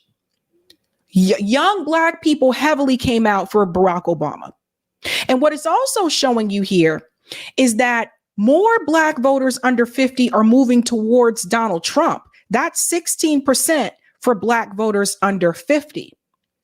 And 9% for third party uncommitted. So what it's showing you is that for the most part, Black voters under 50 want change. Because the reality is, if you're really not looking for like significant change, whether it's the economy or whatever, and you're fine with the status quo and you just don't want Donald Trump again, it makes sense that for Black voters over 50, they would still, 89% would get behind Kamala Harris. That makes sense because you're not really looking for change. I mean, why would you're not going to be willing to rock the boat. That makes sense. Also, if you're over 50, you might fall into the bracket where you already have Medicare. So when someone says we need universal health care, you may not really care about that because you already got it. These are some of the things I ran into during the Bernie campaign. When I was trying to get, older people to support, they were like, I already got Medicare. Just things like that. So it is showing you that for whatever, younger Black people are not flocking to Kamala in that way, and they're increasing their support for Donald Trump. With 89% of Black voters over the age of 50 saying that they would vote for Harris, that number drops to 75% for Black voters under 50. Now, 75% seems like a strong number. Young Black Americans, however, are clearly not flocking to MAGA, but they are not as partisan or loyal to the Democratic Party as their parents or their grandparents. And that is especially true for young Black men. For Black men under the age of 50, 72% surveyed chose Harris, while 21% favored Trump. That is significant, folks. Black men under 50 that were surveyed, only 72% for Kamala, 21% for Donald Trump. What does that tell you? More than 1 in 5. 7% of those Black men were undecided or prefer a third party. 28% of young Black male voters say that they will go for Trump or someone else over Harris, and that should be a 5-alarm fire for Democrats. Because for decades, winning national elections has meant running up huge margins with Black voters for Democrats. On Tuesday, at the National Association of Black Journalists panel in Philadelphia, Vice President Kamala Harris was specifically asked about young Black male voters. Here's what she said. I think it's very important to not operate from the assumption that Black men are in anybody's pocket. Black men are like any other voting group. You got to earn their vote. So I'm working to earn the vote, not assuming I'm going to have it because I am Black, but because the policies and the perspectives I have understands what we must do to recognize the needs of all communities. And I intend to be a president for all people. So what is happening here with Black men? And I don't like people voter shaming. I really don't like people voter shaming, but I really, really don't like people voter shaming Black men because they are, some of them are deciding not to support Kamala Harris. I think people should be independent and have their own mind and get out of these boxes and do what they feel is best for them and their situation and their community. And I think there's something that needs to be said here. For quite some time, the Democratic Party has, kind of reached out to Black women. Stacey Abrams was notorious for reaching out to Black women to get them to register to vote and come out and support Biden in 2020. She did a good job. I ain't gonna hate, she did a good job getting out the numbers out. But where was that same, energy for Black men? Where was that same outreach? When we talk about policies that people are focused on, it may be easier for Kamala Harris to recruit more women because one of the policies that she's talking about is obviously that overturn of Roe v. Wade, which does impact women. But then on the other hand, you may have Black men who kind of sit on the side and may feel somewhat neglected. And they're like, well, what about us? What about the policy positions that are going to help us? And they're not hearing that from Kamala's campaign. And I think this is a big part of the problem. Now, you're going to see that here when we get to the gentleman that he brings on the panel. Let me bring them. Let's just go forward. I want you to hear what, of course, Simone Sanders had to be there, but I want you to hear what this guy says, because I think Democrats need to understand that,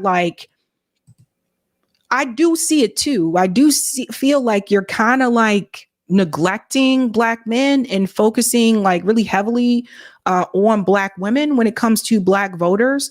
And then it also seems like when Black men speak up about what they want policy wise, there is this sense of shaming towards them, like, how dare you? And Nina Turner was saying this recently. I agree with her on this position. She was saying this recently in an interview at the DNC. She said that the Democratic Party has started to emasculate Black men. And, I don't think too many dudes okay with that. And they're probably just like, hey, what about us? Co-director of Black Men Lead, Tremaine Lee, my co-host, MSNBC correspondent, and my partner with on MSNBC special, Black Men in America, The Road to 2024, currently streaming on Peacock. And, of course, Simone Sanders Townsend, my friend and co-host of The Weekend, as well as a chief spokesperson for Vice President Harris, as well as the co-host of the upcoming MSNBC special Black Women in America, The Road to 2024, premiering on September 29th, right here on MSNBC. Simone, before we get started, I think I speak for Tremaine and myself in saying that we are both super excited to see you and Melissa carry the torch around Black Women in America, and very excited to see what you guys have cooking. But I want to start with the men. Because this is a conversation where we've been getting a lot of heat. Phil, I feel like this sort of notion around young Black voters who have decided to shift their allegiance to Donald Trump because of the stimulus check has become a little tired and overblown. And I think that there may be other reasons why Black men are looking elsewhere. But I'm curious, with the work that you're doing with Black Men Build, for example, that we've discussed right here on the show, have you found that to be the case? No. So first off, I want to thank you for having us back on. I'm really happy to be on here with Tremaine and Simone. Black Men Build just completed a 10-city tour where we talked to thousands of Black men who are feeling overlooked and not considered in the political discourse in this country. This notion that Black men are seeking another option, or Black people are seeking another option because of a check, is put forward by bad faith actors to paint a story about Black men that is very simplistic. I think, and what we've seen as we traveled across the country, is that people feel, rightfully so, that the Democratic Party has proven to be woefully insufficient for the moment in a lot of different cases, in a lot of different subjects. Black men are overworked, working multiple jobs, still can't make ends meet, the rising cost of living, can't afford housing, trapped in a cycle of poverty, trapped in a cycle of incarceration. And we consistently feel that the Democratic Party dodges those questions and doesn't address them directly. One interesting thing that you saw on that chart that you showed earlier is that people actually aren't just moving to Trump. They're moving and looking for another option, a third option that wants to talk to the direct material needs of Black people: housing, school, food, jobs, those basic material things that everybody needs, that we don't feel that the Democratic Party adequately has spoken to and doesn't have a history of prioritizing. And so when we see big celebrity events and big old concerts, those things don't resonate because those are the things that don't put food on the table. That right there is very important. Doesn't put food on the table. And then also, too, one of the things that he mentioned about policing, criminal justice reform, Kamala Harris may not be your cup of tea for that one, because she is a cop and she supports giving police more money. She's very pro-police. Like I said, her and Donald Trump are the same in that regard. They support a police state. The Democratic Party is supporting and building cop cities. So again, these concerts that they have where people are just shaking your booty and all that kind of stuff, that's great for entertainment. But I think during a time where people are complaining about the grocery store prices, we have all these, wars abroad, I think people want real concrete policies and demands. And one of the things that I've also noticed too, and I talked about this earlier today on a radio show, I wonder about the women, because for all the women that said they're going to support Kamala because she's going to fix the Roe v. Wade issue, I have not heard Kamala Harris explain how she's going to fix that issue. And I want to ask you, maybe you guys know something I don't know, but do you know any Supreme Court justices that are planning to retire anytime soon? How is that going to happen? It's one thing to have a list of things, but I don't hear anybody asking Kamala Harris how she is going to change that, right? And that's a problem. And I can see a lot of women being upset about that if that isn't resolved. And she's running on that. But when I look at other candidates compared to Kamala Harris, 2016. This is Hillary Clinton. We're looking at the voter pool here. Black voters, Hillary Clinton received 88% and she still lost. Hillary Clinton received 88% of the black vote and she still lost. Isn't that crazy? Because she did not win in the swing states. So she won the popular vote, but she lost the electoral college. If I want to check out Joe Biden received 87% of the black vote. So he received less than Hillary Clinton did. And he won because he won the electoral college. Hillary did not win the electoral college. So when you see that poll that I showed you of Kamala Harris and her support from black voters, right now, where she's sitting, it said, oh, it looks, she's polling at this percentage. I think it's 87% or whatever right now between black voters. But when you look at her predecessors, this is the warning that I think people are trying to give the Democratic Party. Joe Biden had 87%, but his key was winning in the swing states. Hillary Clinton had 88% of the black vote and she lost because she didn't win the swing states. So what people have said, and if we bring in Barack Obama, he received 95% and then 93%. Black voters are either leaving the Democratic Party or not showing up as much to participate in the presidential election, because no Democratic candidate has been able to get that 95% support that Barack Obama got since then. So that tells you something. But yes, people do want other options. And then there's this problem. And we really got to bring this in. And I don't know if people know about this, but here's another issue. Black operatives are furious over how Kamala Harris's campaign is spending money. And what they go on to say here, this is recent, by the way, Derek Johnson, the NAACP, not happy with her about this. Derek Johnson, who's president of the NAACP, was frustrated after a call with Kamala Harris's campaign early last month. He and others on that call felt they hadn't gotten a clear answer to something that mystified leaders in Congress, co-chairs of the campaign and donors. Why did it seem like minority-owned political firms that typically work with Democratic campaigns aren't getting as much of the record-breaking Harris campaign money as white-owned firms? Uh-oh. Here we go. If black voters are the base, it should be black vendors telling the story, said one person familiar with the conversation with the nonpartisan group's leader. And by the time the call finished, we still didn't really have a clear answer on anything. Democrats are worried about the backside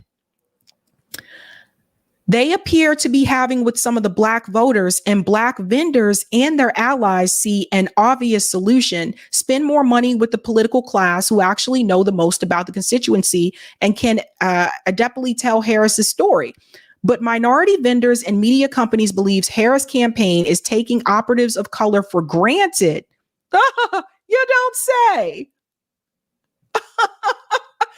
Taking operatives of color for granted and failing to spend around the lucrative contracts white-owned firms are getting. So now you have a complaint here from the NAACP, who does support Kamala Harris, but they want to know why. Why is it that the white firms are getting all of, the majority of the money and the black firms are ignored? So again, this is another thing to point to when we talk about Kamala Harris and her lack of desire to prioritize the black community, which the Democratic Party needs in order to win. This guy summed it up so well. I like this video. These TikTok vids just crack me up. I'm about to ask y'all a question, and I'm so serious when I say this. Was it the shot that stopped y'all from thinking? Please answer me. Please. Because it's not one competent person right now in the whole entire Democratic Party to answer one question for her. Nobody got sick of her saying the same shit and say, Kamala, I'm tired of you losing for us, and handed her a piece of paper. Y'all handed millions of dollars to Megan Thee Stallion and Quavo to shake their heads and tell you they in the streets. But you can't get a fucking answer out of your vice president? You mean to tell me y'all don't have a competent writer to write her an answer that she be reading from note cards and she still never answers? This shows me everything I need to fucking know about the entire Democratic Party. Y'all are batshit crazy. It ain't no way in a motherfucking world you can vote for some shit like this. She haven't said nothing. Not a goddamn thing worth voting for. You ask her about what she gonna do with the inflation, and she's currently VP. Let me say that again. She's currently VP. You ask her what she's gonna do about inflation, and she tell you this long drawn out story about her mama being a middle class citizen, working hard from the bottom up, and that has nothing to do with 2024. She take you all the way back to 1960. Y'all stupid as a motherfucker. So I guess that pretty much sums it up there. But it's interesting. Again, like I said, Kamala, from what I've seen, she's an empty suit.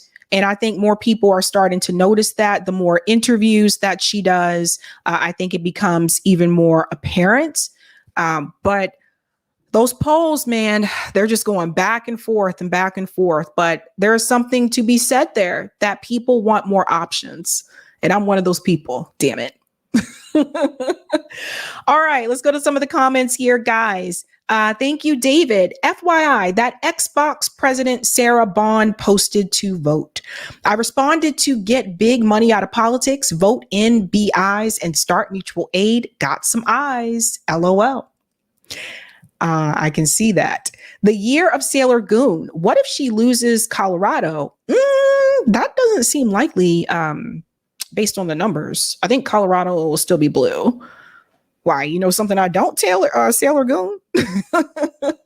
Thank you, Chris. Rest in peace, Marcellus Williams. Your country failed you. My heart hurts. Yeah, Marcellus Williams, there was a call. We were sharing it on social media to contact the governor so that they would not execute Marcellus Williams. He was convicted of murder, but even the prosecutor was saying that he didn't get a fair trial, and they were asking, the Supreme Court not to execute him, and the Supreme Court decided to go along with it anyway. And again, I didn't see anything on social media from Kamala Harris or Donald Trump about that. Criminal justice system. Thank you, Justin. Kamala is going to lose Nevada, which will cost her the election. They screwed up kicking Jill Stein off the ballot there. Now abandoned Harris voters will have nowhere to go but Trump. It looks like she's leading in Arizona right now, but I guess we'll have to see other polls. When Biden was in the race, I did predict that Biden would lose Arizona, and mainly because of the border issue. Thank you, Susanna. Sabby, have you seen Candace Owens' vid alleging that Kamala is not Black? Must see. And Kamala claims she met her paternal grandmother before she died 4 years before Kamala was born.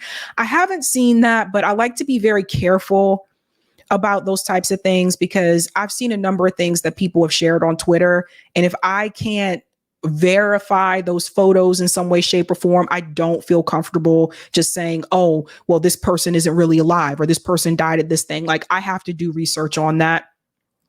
Thank you, Cool Blue. In 2016 and 2020, North Carolina was Republican, number 25, and Democrats, number 26, best state percentage points margin in rank for whether a state does or does not carry.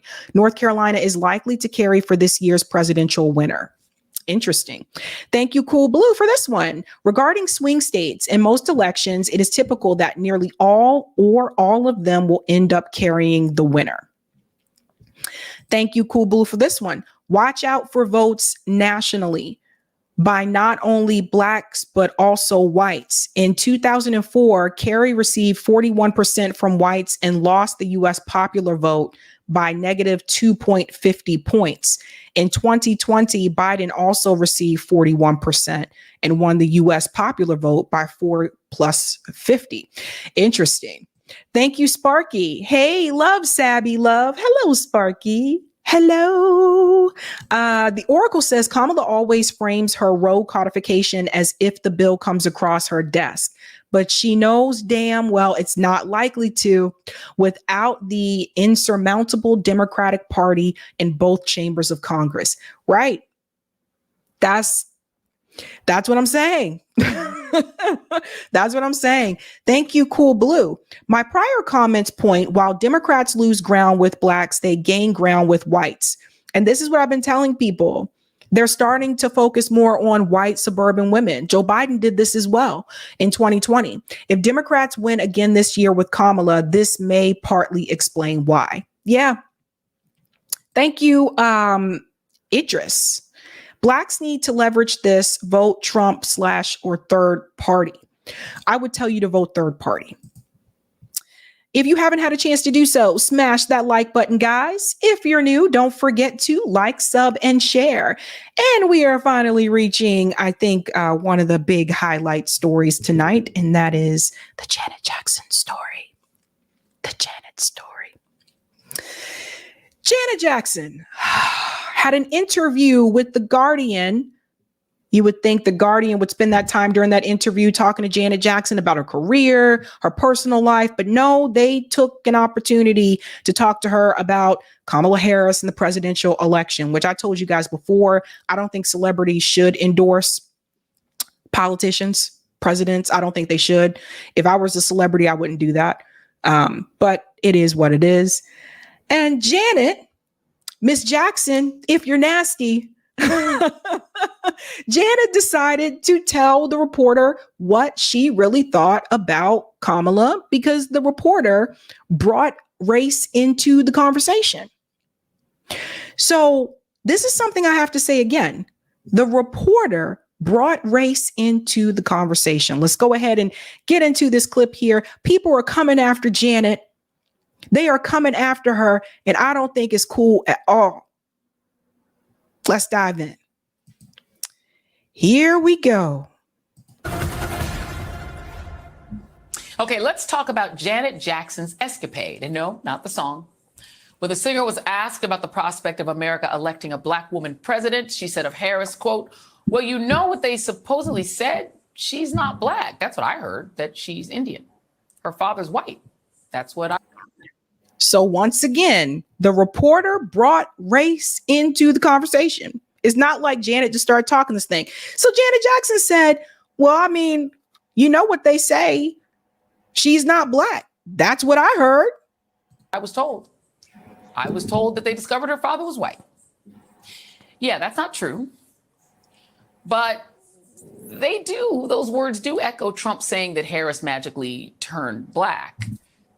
And yet it gets worse. When Jackson was later pressed whether she thinks America is prepared to see Harris in office, she said, "I think either way it goes is going to be mayhem." Either way. Jackson's comments generated outrage online until a credited producer on her upcoming documentary walked it back. Before that person was seemingly fired, leaving it unclear whether Ms. Jackson still believes that Kamala Harris isn't black and really is willing to tell her billions of fans that there's no difference between Harris and Trump. So let me just go ahead and chime in here. Because again, Joy Reid's job is to carry weight for the Democratic Party. If we were on Fox News, their job is to carry weight for the Republican Party. So let's talk about something here for a second. Janet Jackson did say that her statement would be coming from Randy, her brother, Randy, right? So when everyone was on social media and they said they made Janet Jackson walk it back and she apologized. And then there was a quick response. I think it was TMZ were the first ones to say, no. She did not apologize. And the person who did release that information from her campaign was fired because she was like, oh, what are you doing? I'm not apologizing. I'm not walking that back. Now, Joy Reid says, oh, how dare she give any insinuation that Kamala and Trump may be the same or similar. But that's honestly how many of us feel. And that's based on policy. You know, I mean, Kamala Harris is up there praising about getting endorsements from Dick Cheney. I'm supposed to believe this woman is different. She's applauding, you know, getting endorsements from and money from Goldman Sachs. I'm supposed to believe this woman is that much different. So they both take corporate money. They both support the police state, right? Are they really as much different? Maybe on some issues, but there's several issues where they are the same. The part where Janet Jackson said that she thinks either way, I think it will be mayhem. I totally understand where she's coming from about that, because the reality is you have these polar, you have Trump and then you have Kamala, right? And there's people who don't want Trump because of what happened during his presidency, because of January 6th, because of, you know, Orange Man bad, et cetera, because of the Muslim ban, because of the overturn of Roe v. Wade, like all that kind of stuff. And people see him as a polarizing figure. And then there's people who don't want Kamala Harris because they look on that side and they say, oh, that's woke politics. And she's talking about women and abortion rights and all that kind of stuff. And they see her as a polarizing figure. So when Janet says she thinks that there's going to be mayhem either way, it's because you can see them, both of them, as two polarizing figures. That's a big part of it. Now, that being said, both of them support Israel. You know? So we're going a little bit more here. It's a weird sequence of events, but Jackson is not alone. There's a host of celebrities who have made bizarre comments in actual support of Trump, who has long depended on endorsements from celebrities and Manoverse influencers, mostly because reputable experts and political figures have largely abandoned him. Still, the reality is that all campaigns want celebrity endorsements. Analysis from Harvard University's Ash Center shows it works. And it's, quote, incredibly powerful when centered around calls to action like registering voters or poll worker signups. And it is worth noting, for those counting, when it comes to celebrities, VP Harris has a massive list. And it's really a list, up to and including Oprah, who might be the biggest endorsement get of all. So what? So do you see where they're going with this conversation? Janet Jackson doesn't owe anyone her endorsement at all. She doesn't have to endorse Trump, Kamala, Jill, Cornell, anybody. In fact, Janet usually kind of shies away from this kind of stuff. And Janet also doesn't give a lot of interviews. But let's think about some of the things that Janet Jackson said. We're going to go to this clip here, or the statement here, because people are coming out in support of Janet Jackson. So I want to show you some of the support first. And that's Shauna M. Shauna said, I stand with Janet Jackson. Janet used her platform and position to uplift young girls with her music to keep them in school. Kamala used her position to lock up Black American mothers for truancy, further separating them from their children. Don't like it? Unfollow me. Shayna with the snaps. Shayna came in with the snaps, and not to mention Kamala also locked up a lot of Black men. I think when I look at the two, who can I relate to the most? Can I relate to Kamala the most or Janet the most? Now, both of them have been in celebrity circles. Like Kamala has dated different celebrities and that kind of thing. And Janet obviously is a celebrity. Her brothers, of course, the Jackson 5, Michael and all of them, they started the musical career first, and then she started her musical career.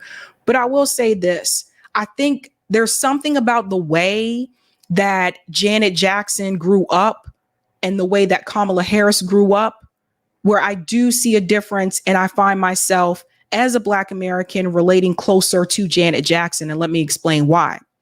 Janet Jackson's parents, they raised them in Gary, Indiana, right? So a factory town, probably doesn't have many factories left today, right? Father worked in the factory. Mother stayed home with the kids. Mom had a lot of kids.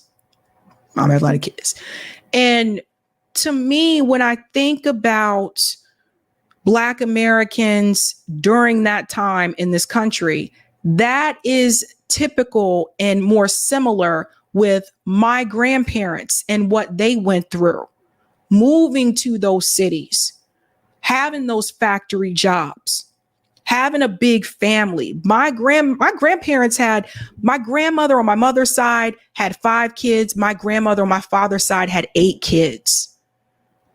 And so her story sounds more similar. It's more relatable to me. Now, obviously not the music part. I wasn't a celebrity, but the way that her parents, like, you know, the way that they grew together, and that is similar to the story that my grandparents had. So I understand that. I identify with that more. I don't identify with Kamala's story the same. Kamala's mother came to the country, came here with money. She came from a family that had money. She wasn't a lower class. And she came here with enough money to pay to attend a PhD program. And kudos for her. But I can't relate to that. My parents can't relate to that. My grandparents can't relate to that. My family, for the most part, was blue collar. And they had to work to get, you know, to where they are today. So we do have different experiences there. So a lot of people were sharing this picture. This is so adorable. And they said, I'm with Penny. They said, fuck Kamala. I am with Penny. Because Janice said, I'm about to say what I'm about to say. And Janice said, she got her own mind. I've got my own mind. Gonna make my own decisions. Control. That's what Janet said. Control. So this is what more people are saying. Like, this is who we identify with. But not everybody. Because D.L. Hugley had to come in. And I don't think this was a fair criticism. D.L. Hugley said Kamala Harris looks the way she does because she has a mom from India and a dad from Jamaica. Janet Jackson looks the way she does because she has a plastic surgeon. Team DL. I don't feel that that is a fair attack. Kamala Harris didn't say, or excuse me, Janet Jackson didn't say anything about the way Kamala's face looks. What she said is that what she was told is that she's not Black and that her father was white. She just repeated what she heard. Now, D.L. Hugley had to hit below the belt and had to talk about, oh, you had plastic surgery and da-da-da. So very quickly to throw Janet Jackson, Black American musical icon, throw her under the bus to protect Bathtub Green's Kamala Harris. I don't understand this at all. This was very bizarre to me. Sabby was a little confused. Like, what are you doing? What are you doing? He has come in a number of times to run cover for the Democratic Party, heavily to defend Kamala Harris, which is very bizarre because, you know, shout out to FBA Goddess, because she seemed to bring up some older tweets for D.L. Hugley. She said, do you remember this? Now, this was a tweet from D.L. Hugley, December 16th, 2019. And he said, Kamala Harris flames out. Black people didn't trust her and they were wise not to. Again, he was against Kamala Harris. He was telling people not to trust her. So what changed with DL? I wouldn't be surprised if D.L. Hugley is not being paid by the Democratic Party in some way, shape, or form to support and defend Kamala Harris, because it's really weird to me how when people criticize Kamala, he just, is he getting an alert?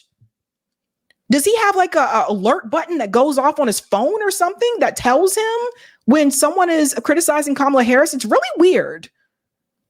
And I wouldn't be surprised about that. There are influencers that are being paid to support and promote Kamala Harris. So it would not surprise me if DL Hugley was being paid to do the same thing. I would not be surprised. Now, I want to show you, this was during a time where it said here again, when he was on MSNBC, voters ditching Trump for younger Harris. See comic DL Hugley absolutely roast Trump. This is when he explains, he decided to change his mind about Kamala Harris. Listen to what he says here. This was after the DNC. I think ultimately I was trying to convey the message that, like a lot of people, I was had misrepresented VP Harris's record. And I had this conversation with her, and I actually had it on my radio program. But when you did it, and I said then, as I believe now, that when you have besmirched somebody's record or their character, you have an obligation to make your apology as loud as your accusation. And there didn't seem to be a bigger stage or a better opportunity to do it in front of the whole damn world. So. But he never tells you what he was wrong about. He said things about her record that was incorrect, but he doesn't tell you what it was. And the audience just ate that up and just claps. And listen, we've gone over Kamala Harris's record before on this show. She has a very bad record when it comes to when she was a prosecutor. And we've gone over that before.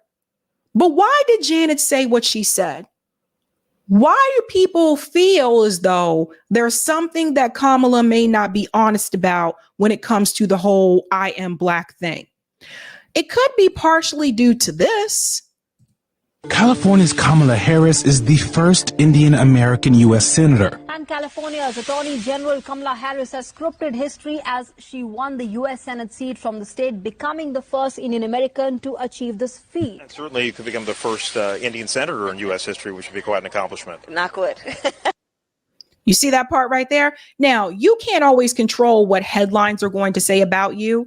However, when that reporter said that to her face and said, you will be the first Indian American, she said, knock on wood. She didn't correct him and say, I'm Indian and black.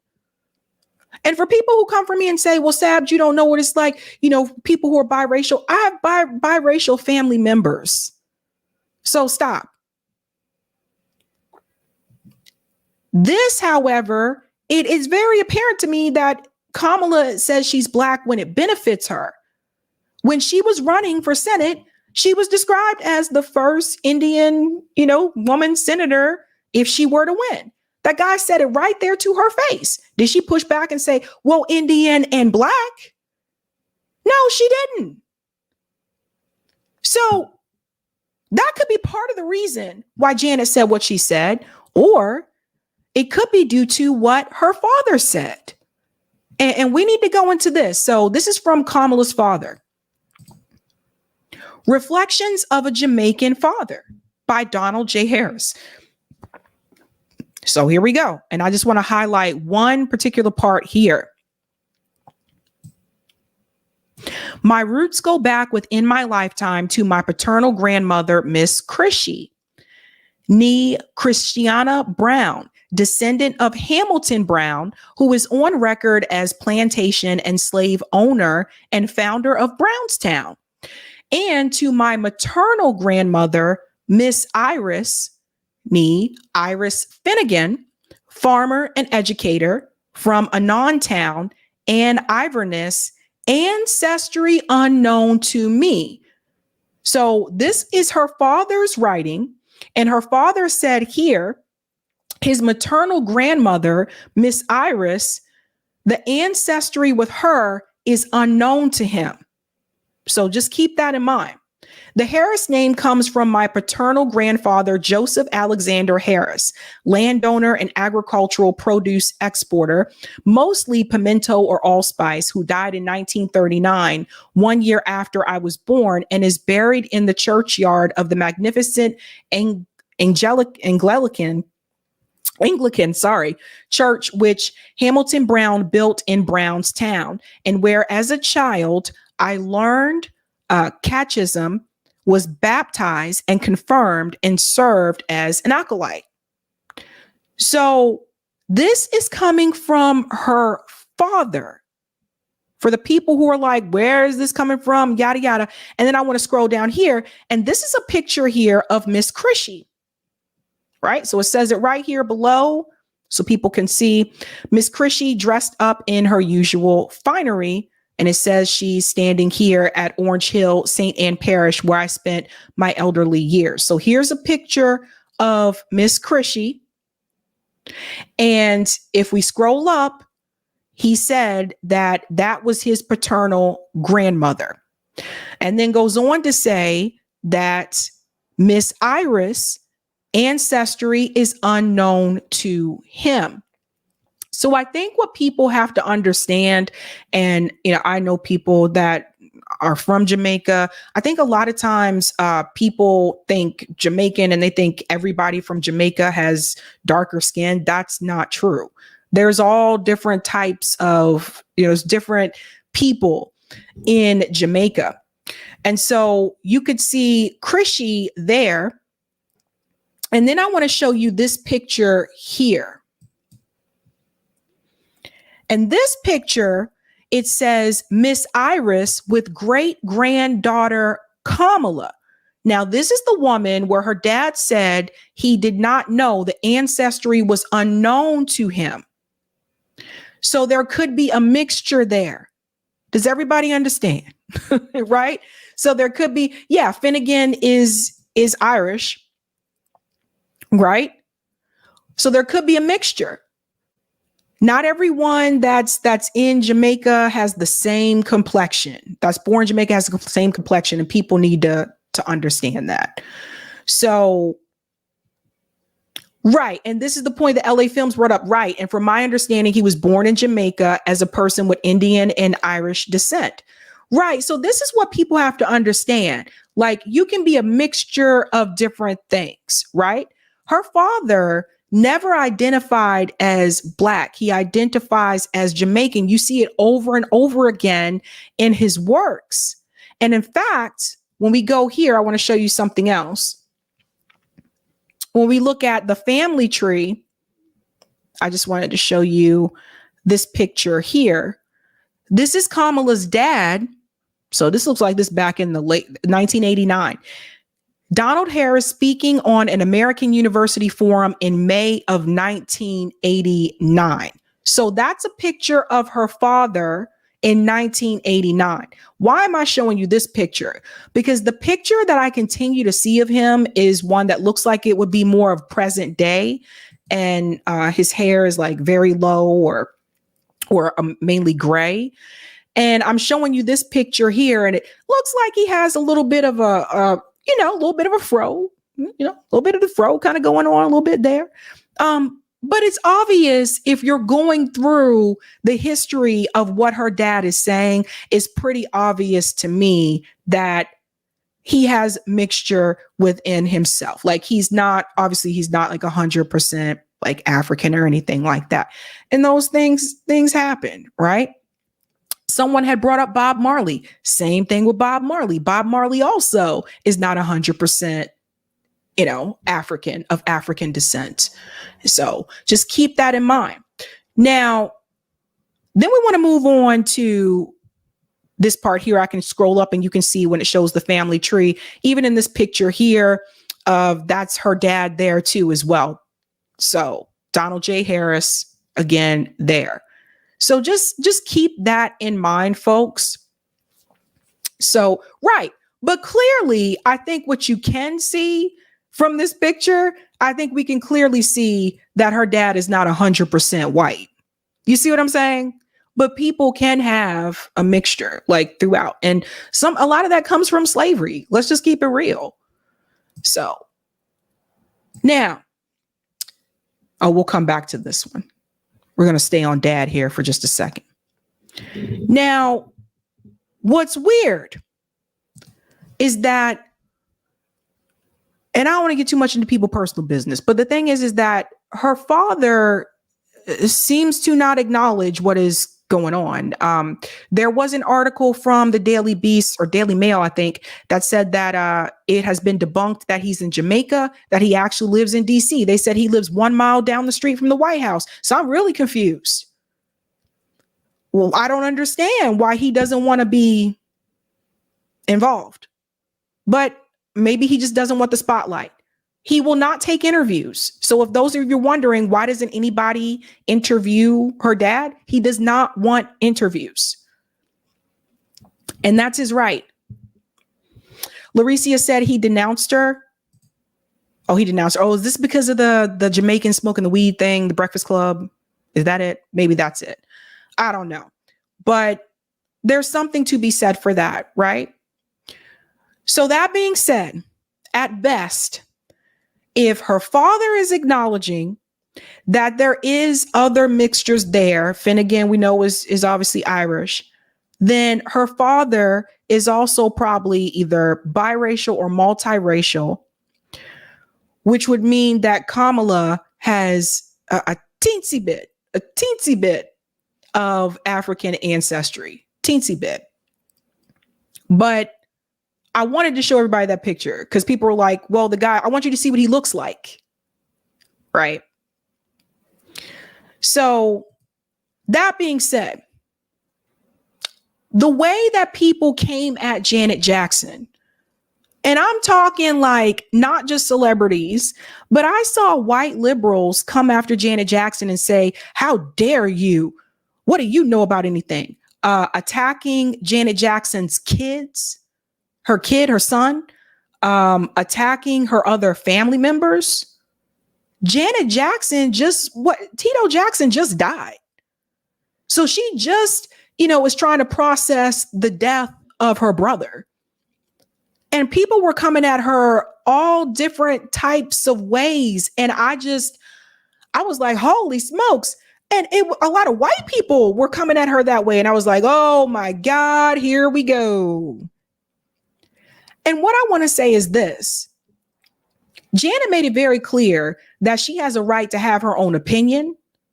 And like she said in Control, she's got her own mind.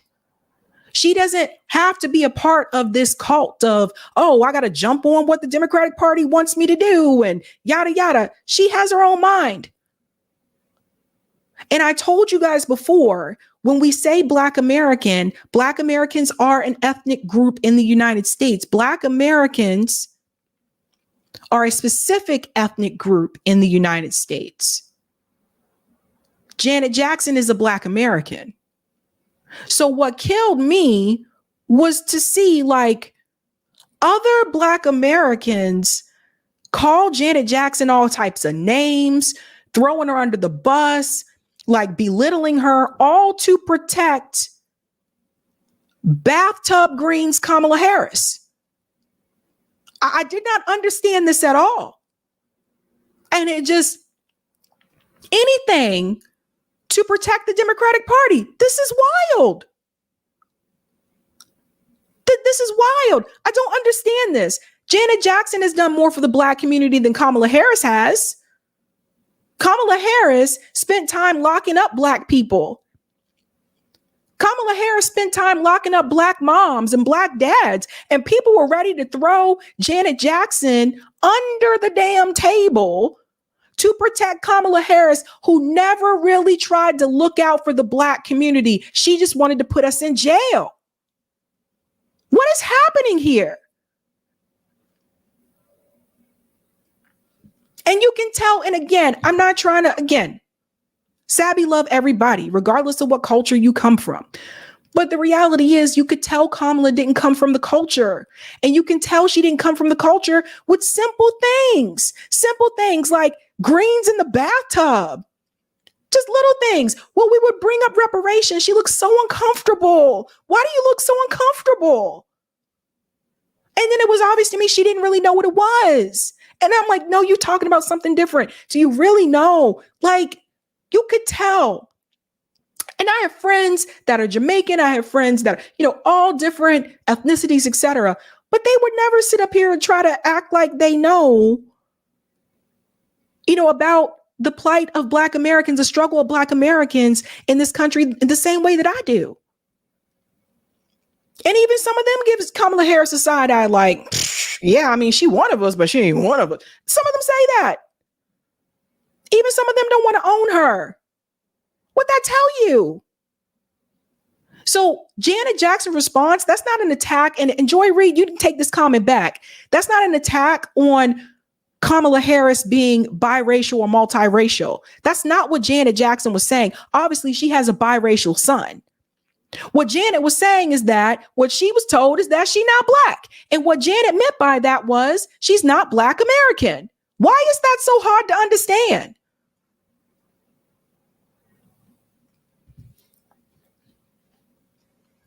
Something Janet Jackson did. Something Janet did. And shout out to Eve for this one. Eve reveals she was drugged at the 2007 VMA after party after leaving her drink unattended. Missy came in to check on me, but I was just unable to collect myself. Then who walks in? Janet Jackson. I had never met her before, and so her first introduction to me was seeing me hysterical. None of that mattered to Janet. She actually just sprang into action and told people to get aspirin, water, hot sauce, and a piece of white bread. That concoction knocked me right out of my hysteria. So basically, Janet Jackson saved my life. That is coming from Eve, from her memoir, Who's That Girl? And there's Janet and Missy there. So what I want people to know is like, look, no. Well, we got to stop. I can't believe people were trying to fight for Kamala over Janet Jackson. When I look at Janet Jackson and I look at the way the family structure that she had, what her parents went through, what she went through growing up in this country from a family that had to deal with getting, reduced wages, even through the union, that had to deal with the Great Migration, that had to deal with these factories closing and people losing their jobs, that came from a blue collar town. I identify with that. I understand that. So we realize everyone's struggle is not the same. But what drove me crazy is people who do understand that struggle that were quick to just toss Janet aside to back up and support Kamala Harris.